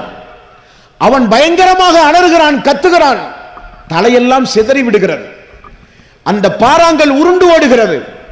மீண்டும் அந்த மனிதன் அந்த கல்லை கொண்டு எடுத்து வருகிறான். அதற்குள் சிதைந்த தலைகள் எல்லாம் மீண்டும் ஒட்டி விடுகிறது. மீண்டும் அந்த மனிதன் அந்த தலையிலே போடுகிறான். தலைகள் சிதறி விடுகிறது. அவன் அலறுகிறான், அல்லாஹுவே அல்லாஹுவே என்று அலறுகிறான். நபிகள் நாயகம் ஸல்லல்லாஹு அலைஹி வஸல்லம் ஜிப்ரீலை பார்த்து சொன்னார்கள், இது என்ன கொடுமை, இது என்ன கொடுமை, என்னால் தாங்கிக் கொள்ள முடியவில்லையே. என்ன குற்றத்திற்காக இந்த தண்டனை என்று கேட்டபோது ஜிப்ரீல் அலைஹிஸ்ஸலாத்து வஸ்ஸலாம் அவர்கள் சொன்னார்கள், மக்கள் தொழும் பொழுது இவன் தூங்கியவன், மக்கள் தொழுகைக்காக வேண்டிய அழைப்பு கொடுத்த போது அழைப்பை புறக்கணித்தவன், தொழாமல் உறங்கியே தன்னுடைய வாழ்வை கழித்தவன், தொழுகையை புறக்கணித்தவன், அவனுக்குத்தான் இந்த தண்டனை, கியாம நாள் வரை கபிரிலே கொடுக்கப்படுகிற தண்டனை என்பதை நாம் மறந்துவிடக் கூடாது. கபிரில் கொடுக்கப்படுகிற தண்டனை நாம் மறந்துவிடக் கூடாது. ரசூலுல்லாஹி ஸல்லல்லாஹு அலைஹி வஸல்லம் அவர்கள் சொன்னார்கள், உங்களுக்கு ஒன்றை சொல்லவா? மறுமை நாளில் அல்லாஹ் ரப்பல் ஆலமீன் எல்லோரையும் எழுப்பி நிப்பாட்டப்பட்டால் கேட்கப்படுகிற முதல் கேள்வி தொழுகையை குறித்து. காரணம், நோன்பு, ஜக்காத், ஹஜ் எல்லாம் நான் ஆரம்பத்தில் சொன்னதை போல அதற்கு உரிய வசதி வாய்ப்புடைய மக்களிடத்தில் கேட்கப்பட வேண்டிய கேள்வி. ஆனால் எல்லோரிடத்திலும் கேட்கப்பட வேண்டிய கேள்வி தொழுகையை குறித்து. தொழுகையை பேணினாயா? முதல் கேள்வி. அந்த கேள்விக்குரிய பதிலை தன்னுடைய வாழ்வை சாட்சியாக ஆக்கி ஐங்கால தொழுகை அவன் பேணினால் நிச்சயம் அவன் மறுமையிலே வெற்றி பெற்று விடுவான். யார் தொழுகையை பேணவில்லையோ அவர்கள் மறுமையில் மிகப்பெரிய கைசேரத்தை அடைவார்கள். ரசூலுல்லாஹி ஸல்லல்லாஹு அலைஹி வஸல்லம் அவர்கள் சொல்லிவிட்டு அல்லாஹ்வுடைய ரசூலுக்கு இறக்கப்பட்ட திருக்குர்ஆனில் அல்லாஹ் ஒரு சம்பவத்தை நமக்கு சொல்லித் தருகிறான். மறுமை நாளில் நரகம் சொர்க்கம், நரகவாசிகள் சொர்க்கவாசிகளை பார்க்கலாம், பேசலாம். சொர்க்கவாசிகள் நரகவாசிகளை பார்க்கலாம், பேசலாம்.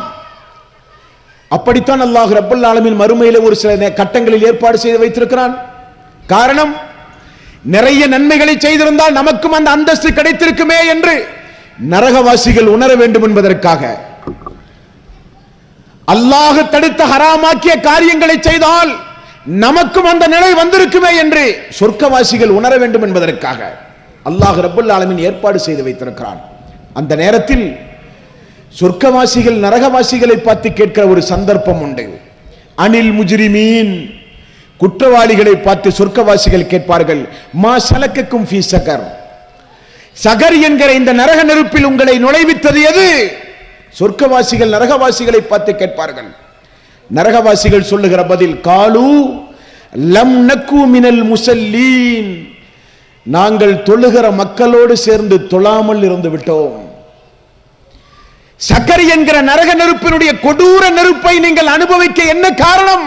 சொர்க்கவாசிகள் கேட்டபோது காலூ லம் நகு மினல் முஸல்லீன், நாங்கள் தொழுகையாளியாக இல்லையே, தொழுகிற மக்களோடு சேர்ந்து நாங்கள் தொழாமல் இருந்து விட்டோமே என்று அவர்கள் புலம்புவதாக அல்லாஹ் ரப்பல் ஆலமீன் திருக்குர்ஆனிலே சொல்லுகிறான். தாய்மார்களே, பெரியோர்களே, சகோதரர்களே, இந்த மனித சமுதாயத்தில் எத்தனையோ அமைப்புகள் உண்டு, இயக்கங்கள் உண்டு. விடிய விடிய ஆர்ப்பாட்டம் செய்து ஃபஜ்ருடைய தொழுகை கூட தொழாமல் உறங்குகிற அன்பர்கள் உண்டு. வெறும் தொழுகை, நோன்பு, ஜக்காத், ஹஜ், சிறுக்கு பித்அத்துகள் போன்ற காரியங்களை பேசிக்கொண்டு திரிந்தால் போதாது என நினைத்து ஆர்ப்பாட்டங்கள், போராட்டங்கள் நிகழ்த்துவதற்கென்ற அமைப்புகள் இன்றைக்கு உருவாகி இருக்கிறது. ஆனால் அமைப்புகள் உருவாகி செயல் திட்டங்கள் வகுக்கப்பட்டு செயல்பாடுகளும் துரிதப்படுத்தப்பட்டு உறுப்பினர்கள் அதிகமாகி எண்ணிக்கைகள் கூடியவுடன் தொழுகை பாழ்படுத்தப்பட்டு விட்டது. தொழுகை பாதுகாக்கப்பட வேண்டிய ஒரு இபாதத், தொழுகை பாதுகாக்கப்பட வேண்டிய ஒரு இபாதத், தொழுகை திரும்ப திரும்ப மனித சமுதாயத்தில் நினைவுபடுத்தப்பட வேண்டிய ஒரு இபாதத். அந்த இபாதத் நம்முடைய வாழ்வில் இல்லாவிட்டால் எந்த நற்கர்மங்கள் செய்தாலும் அது கேள்விக்குறியாகிவிடும். சகோதரர்களே, தாய்மார்களே, பெரியோர்களே, தொழுகையை பேணுவதன் மூலம்தான் எல்லா வகையான நன்மைகளும் நமக்கு கிடைக்கும். குடும்பமாக தொழுகையை பேண வேண்டும். சிறுவர்கள் முதற்கொண்டு பெரியோர்கள் வரை உங்களால் நின்று கொண்டு தொழ முடியாவிட்டால் அமர்ந்து கொண்டாவது தொழுங்கள், அமர்ந்து கொண்டு தொழ முடியாவிட்டால் படுத்து கொண்டாவது தொழுங்கள். பயண நேரத்தில் 4 ரக்காத்து தொழுகையெல்லாம் 2 ரக்காத்தாக சுருக்கி கொண்டாவது நீங்கள் தொழுங்கள். ஏன், போர்க்காலம் என்று வந்தால் கூட எல்லாம் 1 ரக்காத்தாவது தொழப்பட வேண்டும் என்று சொல்லப்படுகிற மார்க்கம் இஸ்லாம். முஸ்லிம் என்றால் கட்டாயம் தொழுகை பேணப்பட வேண்டும். நான் ஆரம்பத்தில் சொன்னதைப் போல கடந்த காலங்கள் எப்படி வேண்டுமானாலும் இருக்கலாம். இனி வரக்கூடிய காலம் குல்யா இபாதியல்லதீன அஸ்ரஃபு அலா அன்ஃபுஸிஹிம் லா தக்னது மிர் ரஹ்மத்தில்லாஹ், தங்களுக்கு தாங்களே அநியாயம் செய்து கொண்ட என்னுடைய அடியார்களே, என்னிடத்தில் பாவ மன்னிப்பு கேளுங்கள், மன்னிக்க நான் தயாராக இருக்கிறேன், என்னுடைய அருளின் மீது அவநம்பிக்கை கொள்ளாதீர்கள். அல்லாஹ் சொல்லுகிறானே, அல்லாஹ்விடத்தில் 2 கரத்தை ஏடுங்கள். அல்லாஹ் தந்திருக்கிற இந்த ஆயுள் காலத்தில் உயிரோடு வாழும் பொழுது அல்லாஹ்விடத்திலே தௌபா செய்யுங்கள், தொழாமல் இருந்ததற்காக வேண்டி அல்லாஹ்விடத்திலே பிரார்த்தனை செய்யுங்கள். அல்லாஹ்வே, கடந்த காலங்கள் எப்படி போனாலும் வரக்கூடிய காலங்களில் அந்த 5 கால தொழுகையை நான் பேணுவேன், தொழுகையினுடைய முறைகளை நான் படிப்பேன், தொழுகையில் ஓத வேண்டிய துஆக்களை, சூறாக்களை மனனமிடுவேன், உயிரோட்டத்தோடு தொழுவேன், பொடும்போக்காக தொழ மாட்டேன், தொழுகையில் தான் எனக்கு இனி மன அமைதி என்று சொல்லி 5 கால தொழுகையின் பக்கம் நீங்கள் திரும்ப வர வேண்டும். அதுதான் எங்களுடைய நோக்கம். யாருடைய உள்ளத்தையும் காயப்படுத்தவல்ல இந்த நிகழ்ச்சி, குற்றம் சுமத்தி பேசுவதற்காக வேண்டிய அல்ல இந்த நிகழ்ச்சி. நாமெல்லாம் இதே போல இதை கேட்கிற தாய்மார்களும் பெரியோர்களும் இல்லங்களிலே இருந்து கேட்கிற வாய்ப்பை பெற்றிருக்கிற யாராக இருந்தாலும், சீடிகளாக இதை கேட்கிற சகோதர சகோதரிகளானாலும், இதே போன்ற மறுமை நாளில் அல்லாஹ்வுடைய ரசூலோடு சொர்க்கத்தில் ஒன்றாக நாம் இருக்க வேண்டும், மறுமையில் நாம் எல்லாம் பிரிந்து விடக்கூடாது என்கிற கவலையோடு ஆற்றப்படுகிற உரை இந்த உரை. அதற்குரிய நிகழ்ச்சி இந்த நிகழ்ச்சி. மறுமை நாளில் நாம் பிரிந்து விடக்கூடாது, அல்லாஹ்வுடைய ரசூலை விட்டும் தூரமாகி விடக்கூடாது. ரசூலுல்லாஹி ஸல்லல்லாஹு அலைஹி வஸல்லம் அரஃபா பேருரையின் போது மக்களை பார்த்து சொன்னார்கள், எல்லாம் நான் சொன்னேனா? மார்க்கத்தை முழுமையாக எத்தி வைத்தேனா? சத்தியத்தை உள்ளதை உள்ளபடி நான் சொன்னேனா? சஹாபாக்கள் அரஃபா பேருரையில் வைத்து ரசூலுல்லாஹி ஸல்லல்லாஹு அலைஹி வஸல்லம் அவர்களை பார்த்து சொன்னார்கள், ஆமாம் யா ரசூலல்லாஹ், நீங்கள் உண்மையை சொன்னீர்கள், உள்ளதை சொன்னீர்கள், முழுமையாக சொன்னீர்கள், எதையும் மறைக்காமல் சொன்னீர்கள் யா ரசூலல்லாஹ். ரசூலுல்லாஹி ஸல்லல்லாஹு அலைஹி வஸல்லம், அல்லாஹ்வே நீ சாட்சி, நான் சொன்னதற்கு அல்லாஹ்வே நீ சாட்சி என்றார்கள் ரசூலுல்லாஹி ஸல்லல்லாஹு அலைஹி வஸல்லம். அதைத்தான் இறுதியாக உங்களுக்கு நாங்கள் ஞாபகப்படுத்துகிறோம். இதே முஹல்லாவில் ஒரு பள்ளியை உருவாக்கி குர்ஆன் சுன்னாவின் அடிப்படையில் இயங்குவதாக கூறிக்கொண்டு ஜம்மியத் அஹ்லில் குர்ஆன் வல் ஹதீஸ் என்கிற அமைப்பின் அடிப்படையில் செயல்படுகிறவர்கள் நாங்கள். மக்களுக்கு மறுமையினுடைய வழியை மட்டும்தான் காண்பிப்போம். நரகத்திலே இருந்து இந்த மனித சமுதாயத்தை பாதுகாக்கக்கூடிய வழிகளை காண்பிக்கிற ஒரே அமைப்பு, சொர்க்கத்தை நோக்கி மக்களுக்கு வழிகாட்டுகிற ஒரு அமைப்பு. கவலையோடு நாங்கள் பேசுகிறோம். தொழுகை மட்டும் இந்த மனித சமுதாயத்தில் இல்லாவிட்டால் வெற்றியே கிடைக்காது.